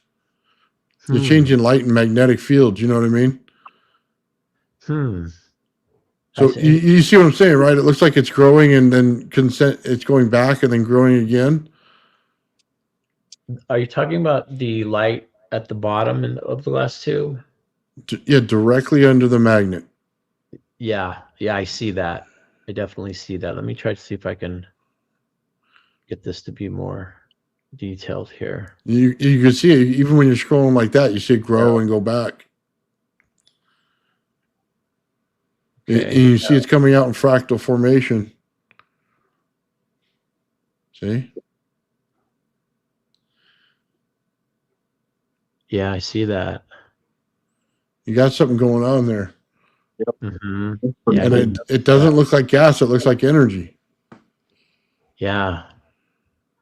And that plasma you're seeing on the magnet, leaving no marks. What? I mean, that's just nuts. Because this is a lot. I mean, this is 60,000 volts here. Oh, you got a bunch of colors in that one right there. You see it? Yeah, it's pretty. Red, yellow, purple right in the center. That's not a red that I'm used to either. That's a different red. You got some wacky stuff going on there. I think it's a compression, Shawn, because you put the thing in the tube. Yeah. You're changing the environmental condition. Yeah, I agree with that. Yeah, you see the colors coming off of it. You got a Roy G. Biv. You got the rainbow. You got old school kindergarten. Yeah. I was gonna say back to kindergarten art class. That's what we're doing. Oh, Darren's on fire today, man. Another 10 memberships. Oh, geez, right on, Darren. Thank you, brother. Another 10 people that are gonna see the Gravity Flyer lose weight earlier than everybody else. I'm going backwards, and I've noticed that it's dancing around the tube clockwise. So when it's going forward, this is like you can see it here. It meaningfully goes around the glass. It just dances Oh, around. yeah. It's That's separate another from the other interesting. plasma too. Yeah, exactly. But the fact that it goes, why is it going around? Is there some sort of vortex in the fields? I look at the ends of it. It looks like there's like a RAV forming at the end of it, a very tiny one. But that's the thing, it's not a RAV because it's not interacting. A RAV has some interaction with the material, whether it's clay, it does that Oh, etch. ghost worm. Yeah, go for Ghost worm effect. Yeah, you're getting what do they call that, Joe? they call that a plasma shear defect. Because your magnet's not allowing it to form the RAV properly. Right. Well, and up here, it's the RAV is just doing happy things, normal. Yeah, Darren, we're close to 10K. We're almost there, brother. Oh, I'm excited. So if you guys saw earlier the macro picture of how the RAV paints fractals on glass, you'll notice here that I'm moving the anode far away, but the RAV sort of says, no, I'm not done. So once I finish here, then I'll move around. And so it's almost like it's on a leash. Well, that's the structuring. Those are the conditions. It set the conditions. It's already structured that. That's where it's comfortable, you know. And then it moves when the saturation levels are high, because then its work is it's done. It moves on. Hey guys, real quick, I gotta say this timing. Darren says turn the accept gifts on your YouTube browser, or excuse me, right on the chat. It'll allow you to do it so that you guys can get a membership out there. So, sorry, I just wanted to say that. No. Yeah, I always wondered why when people gave them away, I couldn't accept it either. I didn't even know that was a button. Yeah, you have to turn it on. Yeah, you. Sorry, go ahead, Sean. No, I'm just saying sparks and arcs don't do this. This isn't arcing and sparking. No, you can see the ball on the end. And I'll just turn it. It just goes. It's so fascinating to me that a spinning ball plasma now can just be manipulated. And this is a type of control, I feel like. On a leash, at least. But that macro picture of the glass tube fractals, this is the action that's going on. See how it fills in the empty spots? Isn't that cool? Yeah. They just start moving. I have a Sharpie, so I'm just kind of moving it around. And I wanted to make one of these for my dad. I'm gonna put a little LED light in it, and Be cool. I'll have a lit up fractal tube here. So guys, not a lot to this. It's just a power supply. This is a glass straw that you order on Amazon. They sell glass straws, and tap water. Hey, Sean. Yes. You remember how we did the fractals that one time where you shine the light on the inside, kind of like what Joe does, and then it shows it right on a piece of cardboard next to it? Mm-hmm. Mm-hmm. So if you put like a little cover over the top of this a little bit, and then, hit the light under it, see if it pulls the fractals and shows them as shadows. Well, that's what I was saying to him another time. I said that I think that if you were to get a laser, right? You were to shine a laser at it, and then you were to reverse the curvature, right, through a secondary lens. Then you could project a hologram of that, okay, onto a surface, and it would be a 3D hologram. Yeah, that's what I'm saying. Yeah. I'll have to try that. Yeah, and you would get that would be how you can get to the data, so to speak. You know. Well, if you got a polished mirrored straw or something, you can put down the center of this thing, then hit it with light, and then it'll reflect as well. I don't know how these do on mirrored surfaces, and that's the thing. Yeah, someone mentioned that. Transparent, yeah, but mirrored surfaces, I just feel like reflection is sort of an enemy of the self-structure. Yeah, I have that on my project list to use a mirror in different ways. I want to thank you guys in the chat for mentioning that these are pretty enough to be sold. Yeah, if I had the health, I'd probably make a bunch of them.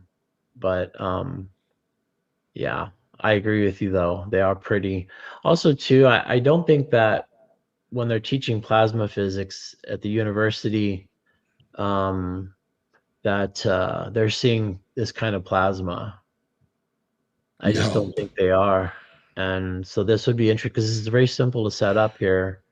Shawn, if they saw, okay, let's put it this way. If they showed your RAV at the university, number one, all the understanding of space would be completely different.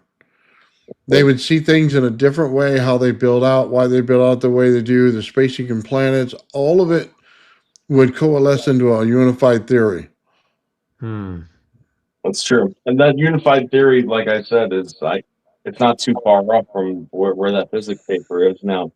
When I wrote that paper, I tried desperately not to make crazy overclaims because I feel like that's where things die. So I really just stuck with step one, unifying, GR and quantum physics, like That's Mhm. to do that. And you know what's funny is that they're not wrong. It actually does unify through the Higgs field, but we don't see it that way because it's not really that way. It's just some bogus fucking way that they decided to explain it and show it. They don't realize that it's all the same. Whatever they're observing as a Higgs is no different than an electron. It's no different than a proton. It's just a different amount spinning in a different direction. That's all it is, and that's how it clusters. Like they don't see it that way, but whatever. Like, but this whole plasma transfer thing and the heat signature thing that I'm talking about, that is the unifying theory between GR and quantum.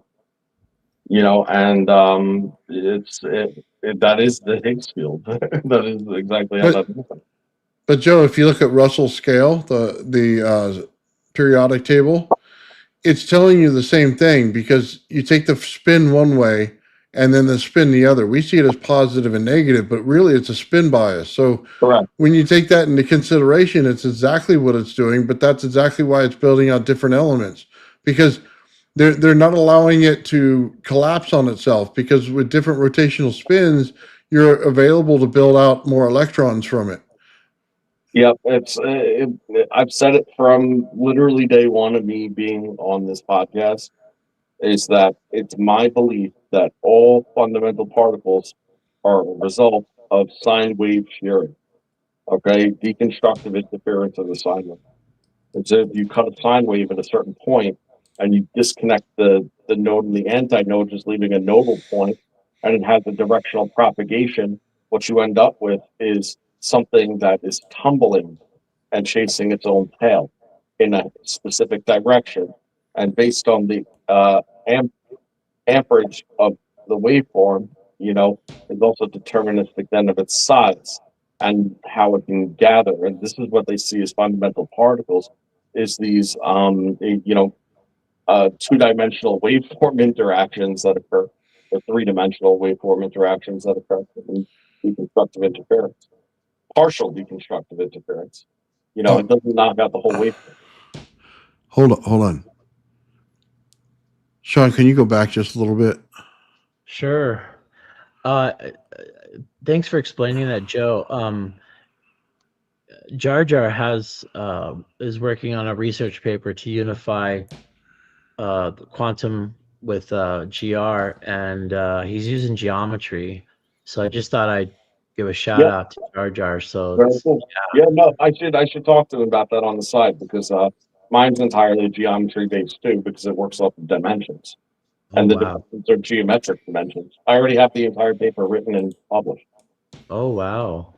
Yep. Oh, Jar Jar is a research paper machine. I mean, he is.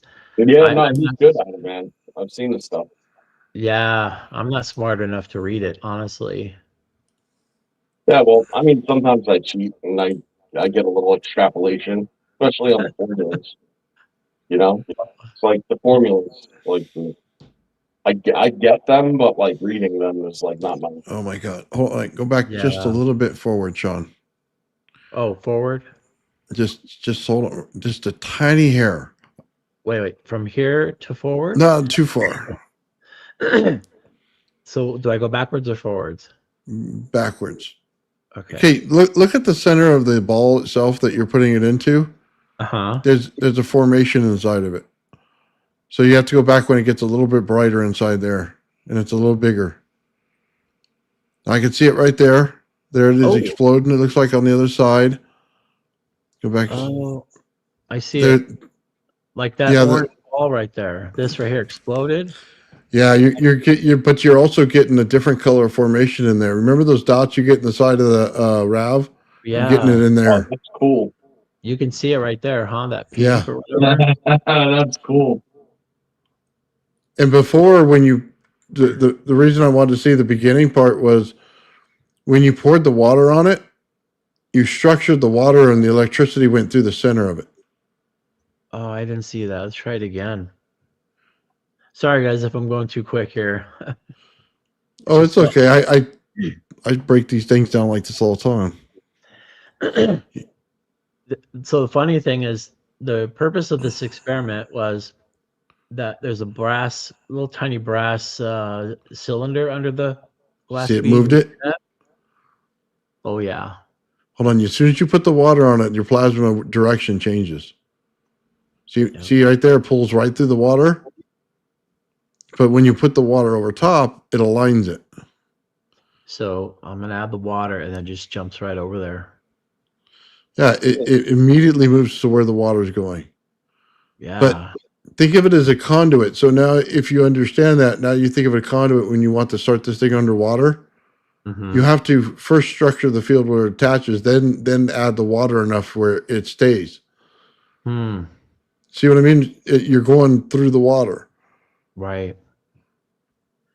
You'll notice So when I talked about earlier that you have to get the kind of the plasma to, like a little river, to run across surfaces, and then what it just ends up creating the RAV. That was kind of cool. And so I'm pushing the anode down, and I'm trying to get again the plasma to run across the glass like that. And then as it runs across the glass, you'll see it get brighter, and then boom, RAV forms.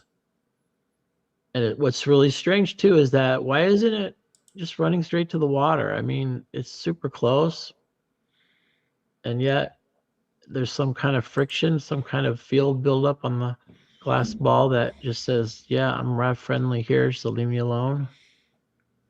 Let's see. Well, I mean, it's putting a lot of potential energy in that direction, and it then ends up running it into saturation. You know, so if it's got to pass by it, it's going to over time build in that saturation level, and then that ultimately reduces its insulative properties. You know, Right. because obviously, water is not the best conductor either, but it's directly on top of a brass plate. The brass plate's the better conductor. It's getting through the water to get to the boom. brass plate. Right. But with the combination of the water and the brass plate is more attractive to it because it has a greater mass. Hmm. So, guys, just understand the environmental condition of what's going on. If you're in low voltage, it structures water. If you're in high voltage, it likes to play in the air. Okay, in the gas in the air itself. So just remember where it structures the best for each field. That's why you're seeing anomalies go on in this, because the environmental condition of what the energy is. Yeah. This little brass cylinder that I put under it, it's a spinning. It's for like kids' toys. You'll put a little eyeball, glue an eyeball to it, and then the eyeball spins. and I bought these on AliExpress. What I was trying to do is see if I can get through this RAV creation here that it would start spinning. But yeah, I didn't get that, but I thought it was still cool enough to share. Put a coil around it, offset from it. Near the, I mean, around the brass Give bearing. it about a half-inch distance, like you're building a number one coil to a Tesla coil, and Oh, just make sure it touches the bottom, and see if it won't magnetize to give you rotation. yeah, I'll try that. Good idea. By the way, again, I don't change the filters. This is color. It's pretty interesting. This one is bismuth anode. I'm sorry, cathode at the bottom here. Now, if you guys remember, we start out with the blue, and then it gets thicker, and we start out with a. Oh, we froze up here. Sorry about that. Hold on, don't change it. Oh, Sorry. it's okay. Sorry, I'm trying to pick it apart as you do it. Yeah.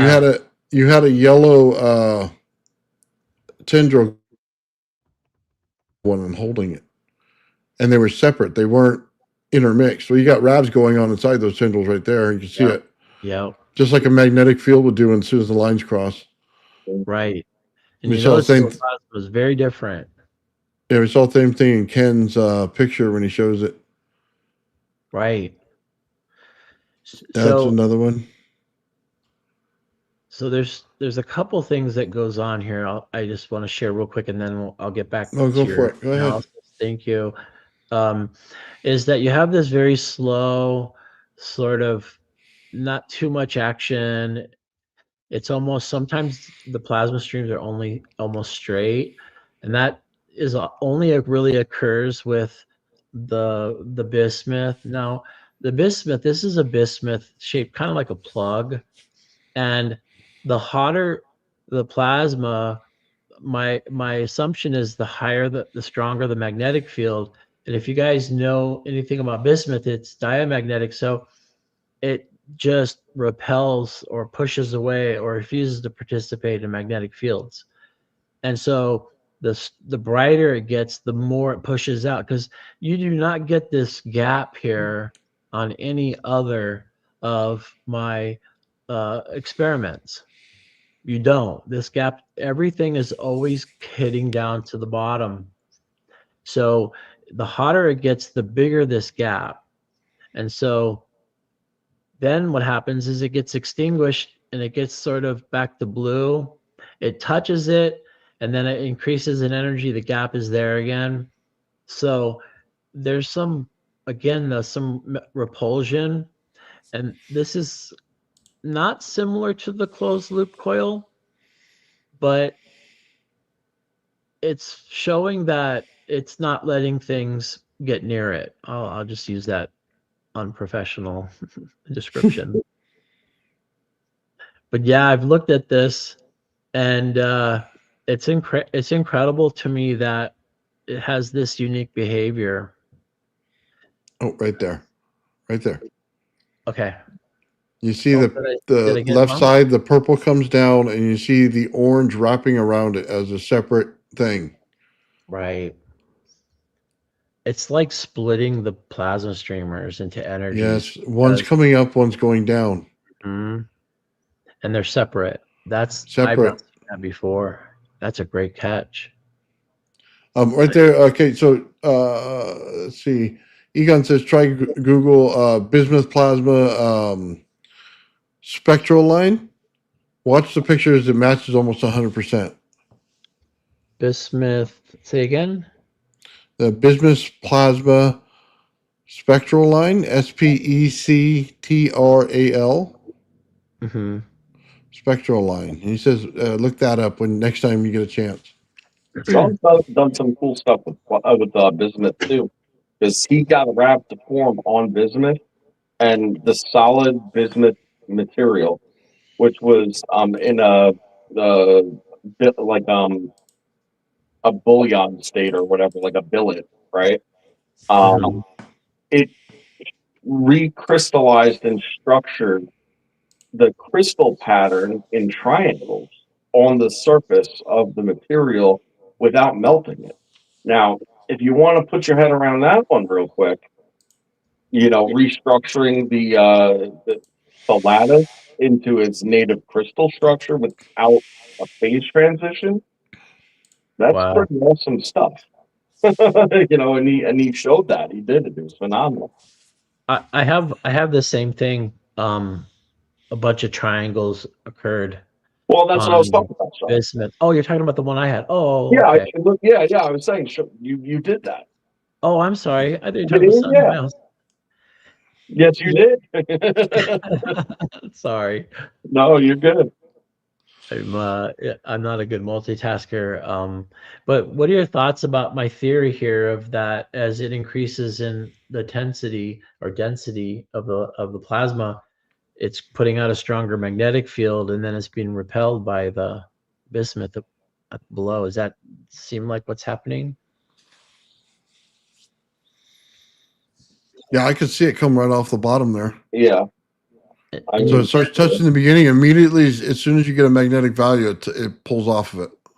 exactly. And no other metals that I've tried. I haven't tried, every that- kind of metal.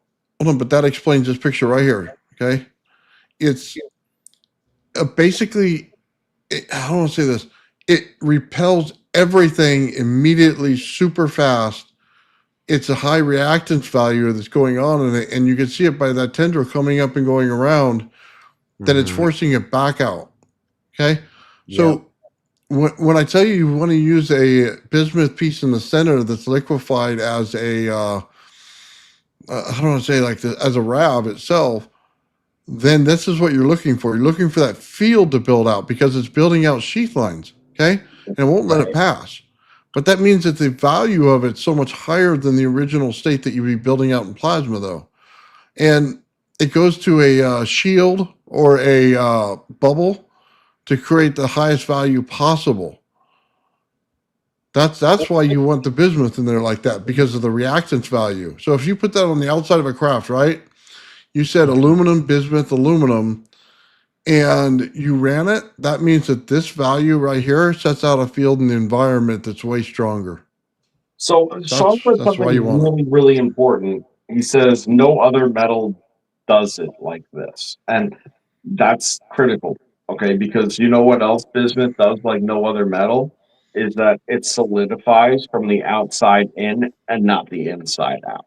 Oh, wow. I didn't know So that. it has an inverted structuring that is exclusive, as far as I know, to bismuth. And that could very well have to do with why it does the inverse of what you would expect a metal to do. Yeah, there's some properties about bismuth. When I first met Nathan, I think he mentioned bismuth about once a week. It's something, and how important it was. And as I started experimenting with it, I found a place that sells it dirt cheap. So I ordered like 6 or 10 pounds of it, and so I'm melting different molds, putting together different molds for bismuth, and I'm going to try the molten bismuth experiment that Nathan did mention. By the See that? way, look up element 115 and the similarities with bismuth. I think you're going to find something very interesting. For those of you out there in the UFO theory, you'd understand it. Element 113. 115, I think it was. Bob Lazar's element. That's all you got to look for is Bob Lazar's element. And then look at how closely it resembles bismuth and the properties of it. Have to check it out. That's crazy that you caught that. It's two different plasmas here, and it's moving this fast. It's like you're the plasma whisperer. So this is lead, and the top is brass, and you'll start to see again. Watch the chaos in the plasma. It almost turns straight into a perfect straight line. This is very different too, but it's hardly moving in the tube. and then it just goes straight. Look at how straight that is. Oh my That's God. Okay. That's good. That's like a straight sine wave, man. Isn't that incredible though? So again, only LED does this. And then it, of course, it creates the RAV. It sinks down into the bottom of the tube. What I should say about the lead though is that it's adaptively highly coherent, right? Like that's kind of got to be what it says. And that's why that perfect line starts to build from the bottom, is you're saying. I'm saying, yeah. I mean, it probably has a high adaptability to achieving coherence with other materials. You know, if you were to change the bottom material and you have the same reaction, I mean that means that the lead is dynamic in that way. Dynamic in its harmonics. Okay, Sean. Pause it real quick. Okay, I want to point out something. I want you guys to watch it. You have to rewind just a hair. Right here. The black in the background is not the same black that's in the energy field that you see. They're different. Okay, so watch. It's like a dimensional thing. Just hit the play. You're going to see it. It's going to pop out and outline the black. Oh, right. It works. Right. It works like light, and that's because it's in the UV spectrum that you can't see. Look at that. That's blacker than the outside. That's what I'm trying to tell you. It's different. Just like Joe said. Huh? It is. Well, because it's acting like a hole in the light, Sean. Because Joe and I've seen this before. But play it. It's interesting how the dynamic works as you play it. Now that you can see it. Right. It acts like light, even though it's not there. Sometimes you got to look for what's not there. You know. Yeah. But it has structure. So I'll rewind it and play it again, Nathan, at normal speed. But I just wanted to kind of show you how straight. Look at that. It just watch when it compresses. It gets super thin. With colors. That straightness. When have we seen that straightness in any of our plasma running through air? That's like a laser beam. Exactly. So this is the cool property of lead, and it doesn't quite go all the way up to the top, but this is a longer tube than I usually use. Oh, pause it right there. Down from the bottom about an inch or so, they're making a donut structure. Oh, I see that. See, the thing though is I don't think that it's supposed to ever really be 100% straight from top to bottom like that.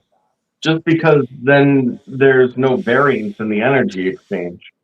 You know, like I feel like there has to be some breakout unless it's no longer asymmetric. You know, then the ratio still has to exist. He's going through the light spectrum as he goes through it, Joe. Yeah, I see it. Got the Roy G. Biv. I love that. It's great. Awesome. I'm glad you're enjoying this because these are just my fun videos. Oh, look at that. It's like it's so structured with that black in there. That's weird. Yeah, this stuff is all like great. You could see the physics in it, and it's broken down into bits and pieces that you could actually see rather than just be like, you know, oh, trust us, it's going on. You know, like the practical use of this stuff is not, you know, the practical use of the RAV is not this, you know. Yeah. It's funny is you can spend a lot of money on these plasma sculptures, I think, or you'll just buy like a skinny tube and white plasma will go in it, and it's really super cool. But I haven't really seen anybody do plasma this beautiful. And yeah, granted, you know, this is not. Oh, look at that right there. Go back. Look at that. Sorry. Yeah. What is that? It's black. Okay, hold on. You got to understand when Joe and I talk about this is why space has energy. You see the structure. That's what's in space right there. That's your dark matter. Yeah, it's all That's just- pure potential. That's what it is. Yeah, it's full of energy right there. We don't see it that way because it's like out of phase with us. So I don't want to say it's like the UV spectrum. You think there's air in front of you or nothing in front of you, but it's all UV spectrum, and it shows up just like this. It's all energy. Yeah, it's acting here, but mostly it's somewhere else. So you just, it appears not there. It's weird. It is It weird. is. It is weird. You guys have like these eagle eyes for plasma.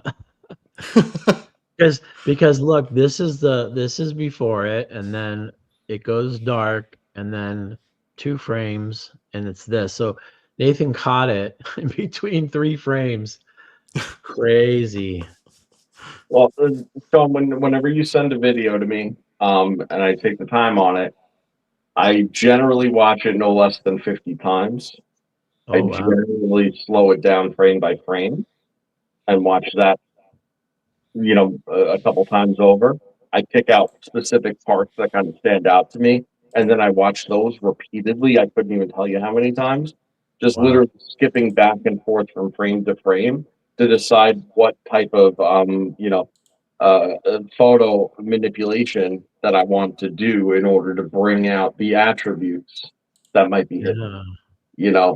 So like there's a lot that goes into the breaking down and analysis end of these things. Yeah. It's like, and you've seen it. It's like any single effect that we are pausing on. I've seen it somewhere else the time before. Right. Like for the most part, sometimes we get a good one where it's like, what is that? Right. Like that's. Yeah, exactly. We're in a lot of that today. Oh yeah. Whatever will bewilder me. Whatever will bewilder me. Well, you guys, you can tell you have that experience, Joe, because you guys catch things that wow, just wow. That's all I can say. Thank It's you, Shawn. amazing. A lot of it coming from it. So it sinks into the water, but in a weird way. So that's lead. I hope I'm not going too long, guys. No, you're fine. Whatever you want to do. Awesome. Yeah, let's see what's going on here. This You have water in there? at the bottom. Yeah. This is a little bit, and didn't get some good shots. I think I just hit record on this one. But it doesn't act how I expected to act. I thought that it would have that repulsion.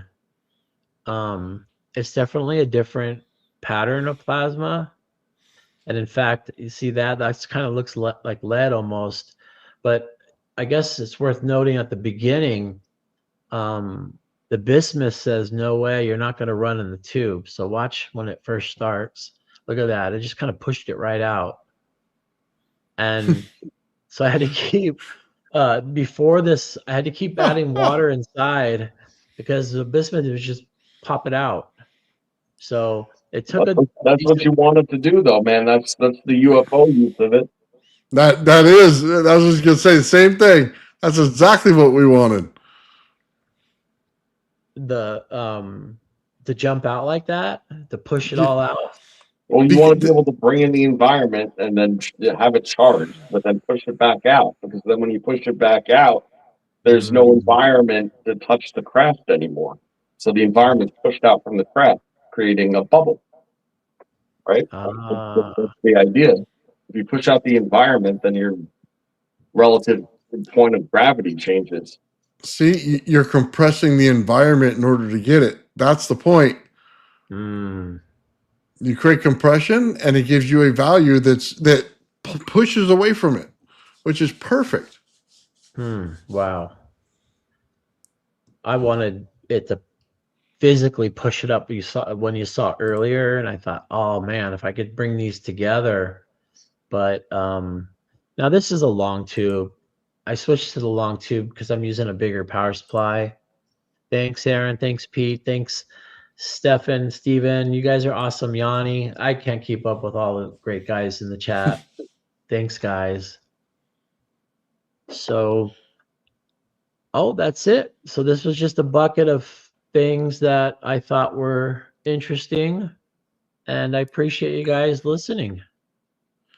Wow, that's some cool stuff, Sean. Awesome, Sean. I love Thank the fact that you. it didn't want to play with the tube at all. It That was just like my bounced favorite out. part.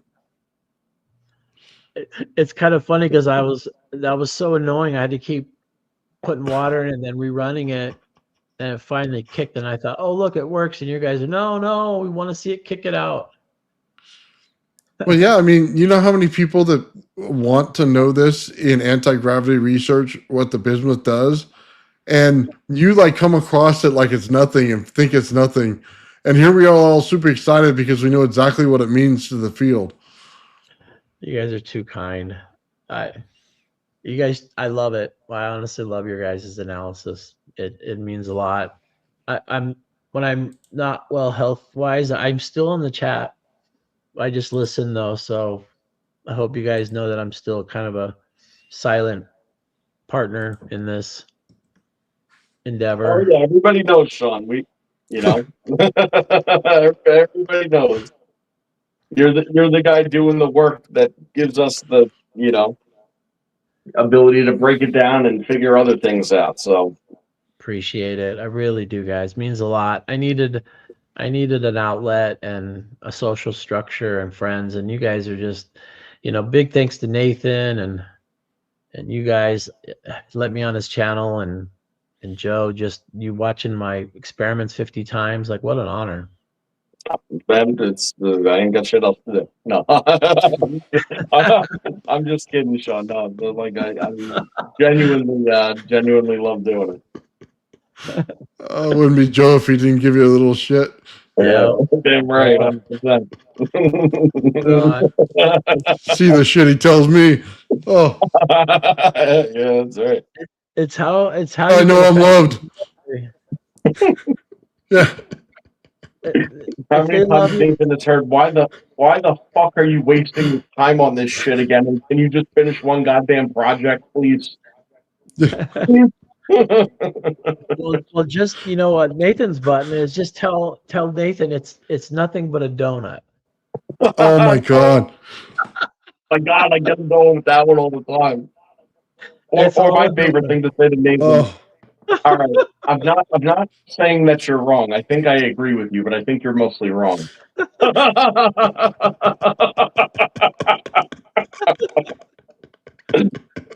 Oh, I love it. Oh. I love it. Wow. I mean, I love donuts to eat them. I just don't like them in plasma. I'm sorry. But I love looking at plasma. That's funny. Yo, listen, it took me a year to get Nathan to accept an electron as a thing. Okay? Like, if you can understand the frustration of this man. Yeah. I watched that evolution. He hated electrons like he hated Dude, donuts. I don't see it that way. I'm like, well, I don't know what to tell you, man. I don't know what else to like. What do you want me to describe it as? Like, I don't know. That's funny. Oh my God. Shout out Darren again, man. Thank you very much, brother. $10 super sticker, man. You're awesome. You're awesome, brother. Generous friend. That's awesome. Well, and everybody just remember there are 3 holes. Oh my God. The big hole, and the small hole, and then the round hole. Okay. Oh, Mike boy. giving electrical theory to Ben was the funniest thing in the world. His laugh. I miss his laugh. Like I have to move this because my phone's gonna die. Oh man. Someone stepped on a chihuahua and that was his laugh, Oh my God. I loved it.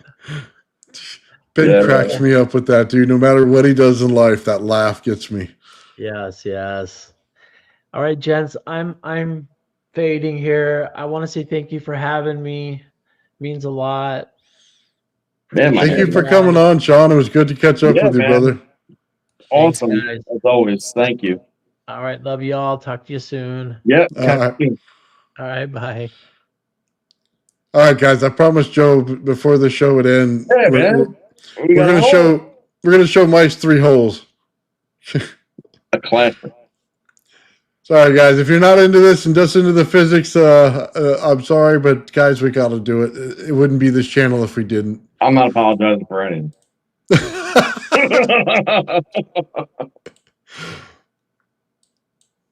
Okay.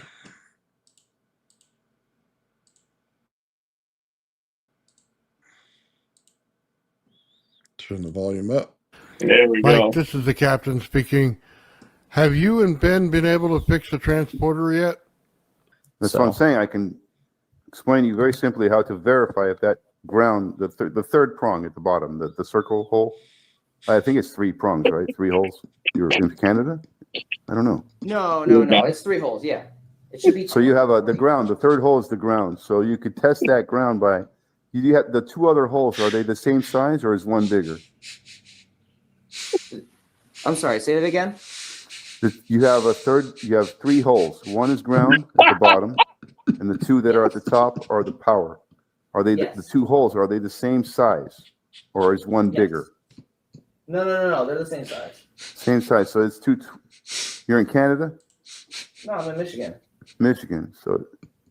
So it can't be the same size. One slit is a little shorter. One Are slit. you sure? Let me see. Look closely. You need more light in there.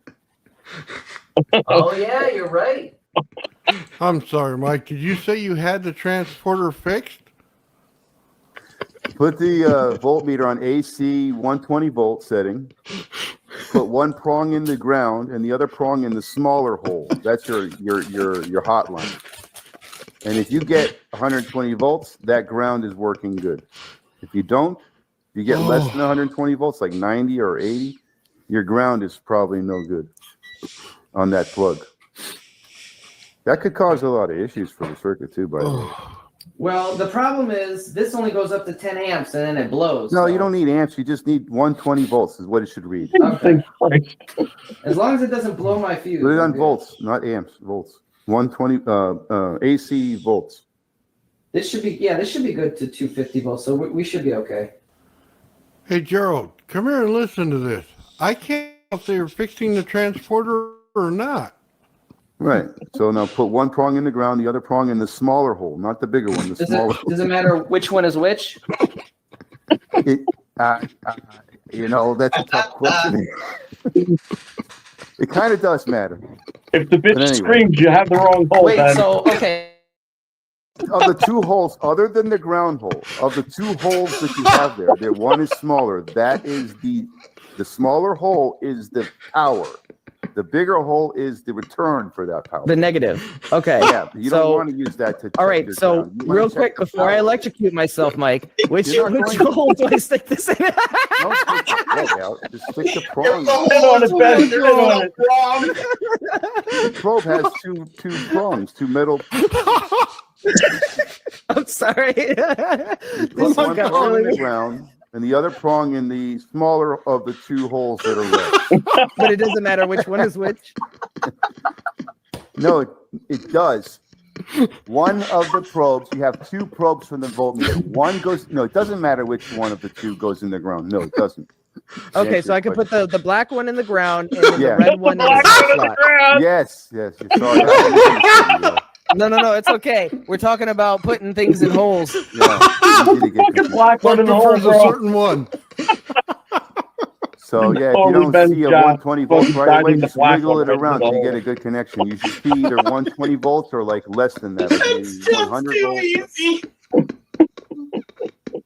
Yeah, 120. Okay, your ground is good. You just verified it. It's good ground. Nice. Now, just so you know, if it read less than 120, like around 100 or 90 or 80, that ground is no good. Oh, Right. Okay. It was actually slightly above 120. So is that normal? Yeah, you're It's good, like you're good. 120.3. The ground is good. God. Good. Awesome. Just make sure you're firmly connected to that third prong into your circuit. Firmly Something connected. tells me we're never getting this transporter fixed. If you were to put one prong into ground and the other prong into the return, you wouldn't get anything because it's not source. You're not hitting the source. You want to go from ground Oh to my God. source to ground to get it. Oh, No, that makes sense. If you're getting, if it's not properly grounded, you're going to be getting a loss. You're right, Nathan. Yeah, I'm living right now. I'm barely breathing. I'm wiping tears over here. I'm telling you, that was the best. Mike's best segment ever. I swear. That was awesome. Oh my awesome. God. Awesome. Okay. Listen, Oh, that's like I said, amazing. I dude. do not apologize for making that request. That was great. It went on for 5 fucking minutes. And it was just a 5-minute long sexual innuendo.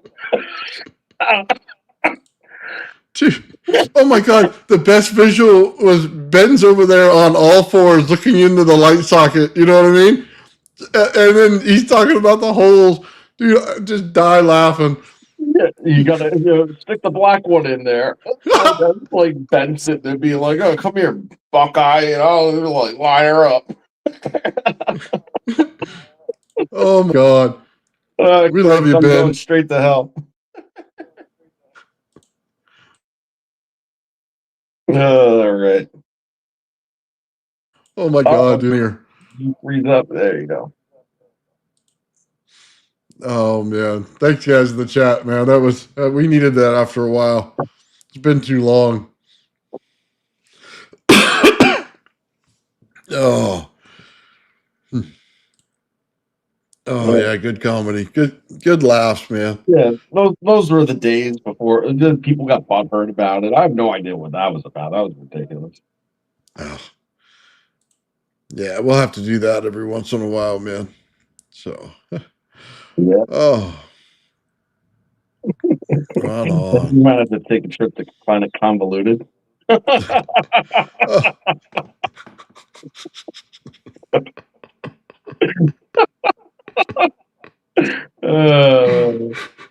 can't help it. You know, sometimes, man, I just laugh at these things. You watch serious physics stuff all the time, and they're like, "Oh my God, dude, I just something crazy happens." Nathan, do you understand how far AI has come since we started making those sorts of dumb things and shit? Like, yo, they can be so legit now.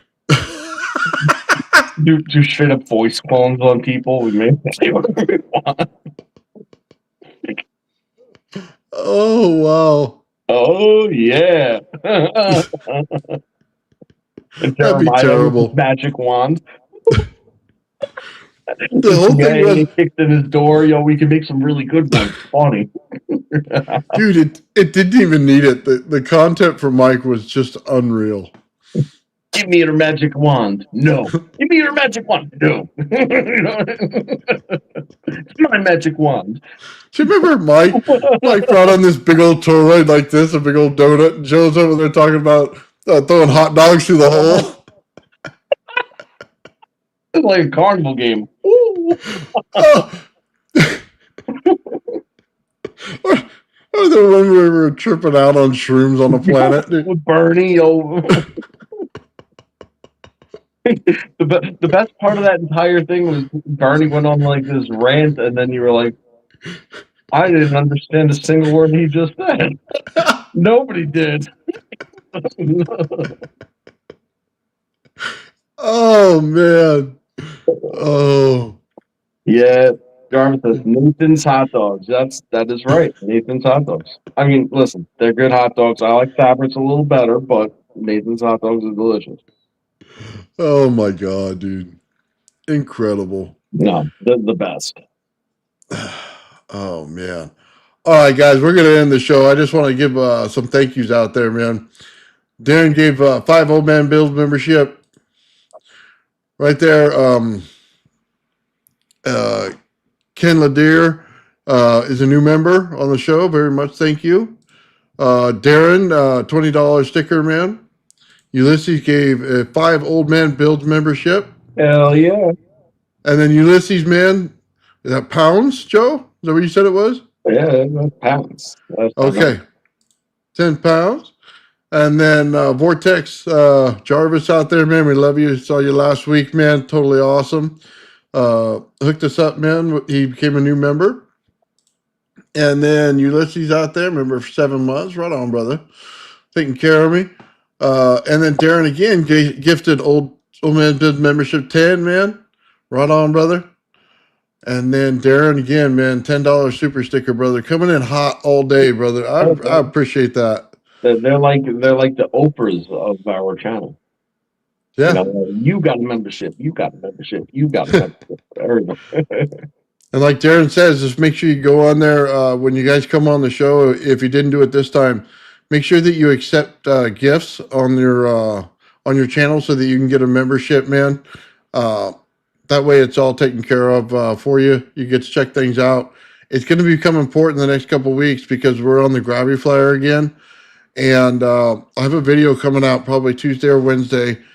And we're going to show weight reduction in it when it starts up. So it's for those of you who don't know what it is, it's basically like a little anti-gravity UFO somebody built.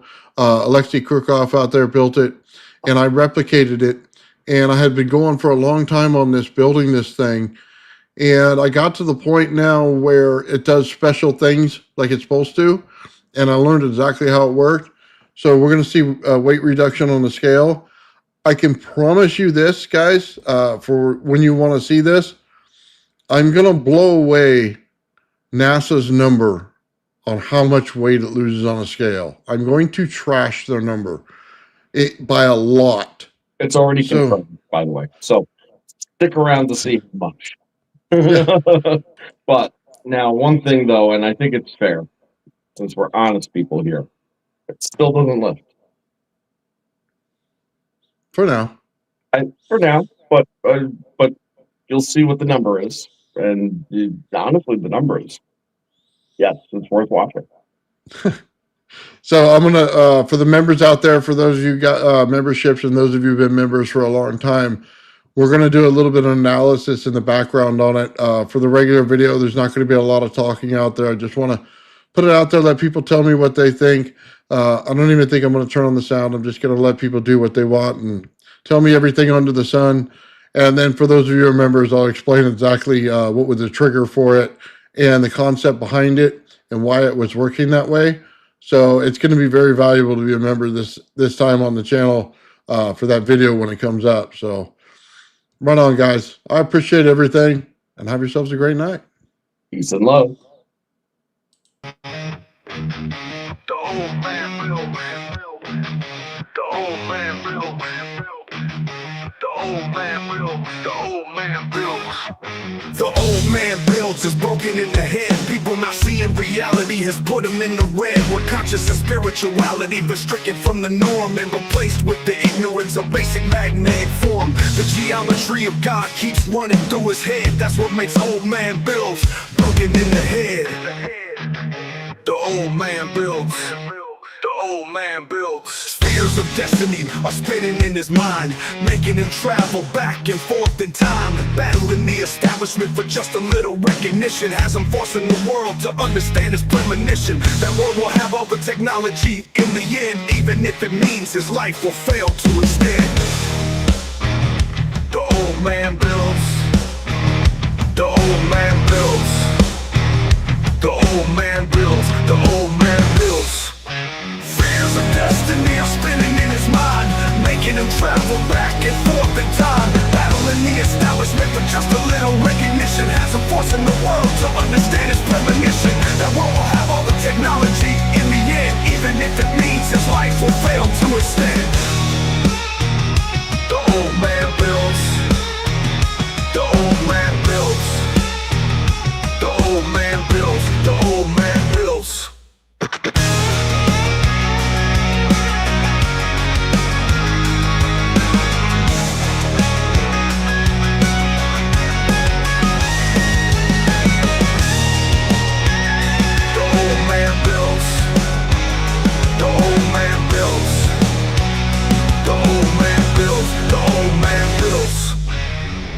Of destiny are spinning in his mind, making him travel back and forth in time, battling the establishment for just a little recognition. Has him forcing the world to understand his premonition. That world will have all the technology in the end, even if it means his life will fail to extend.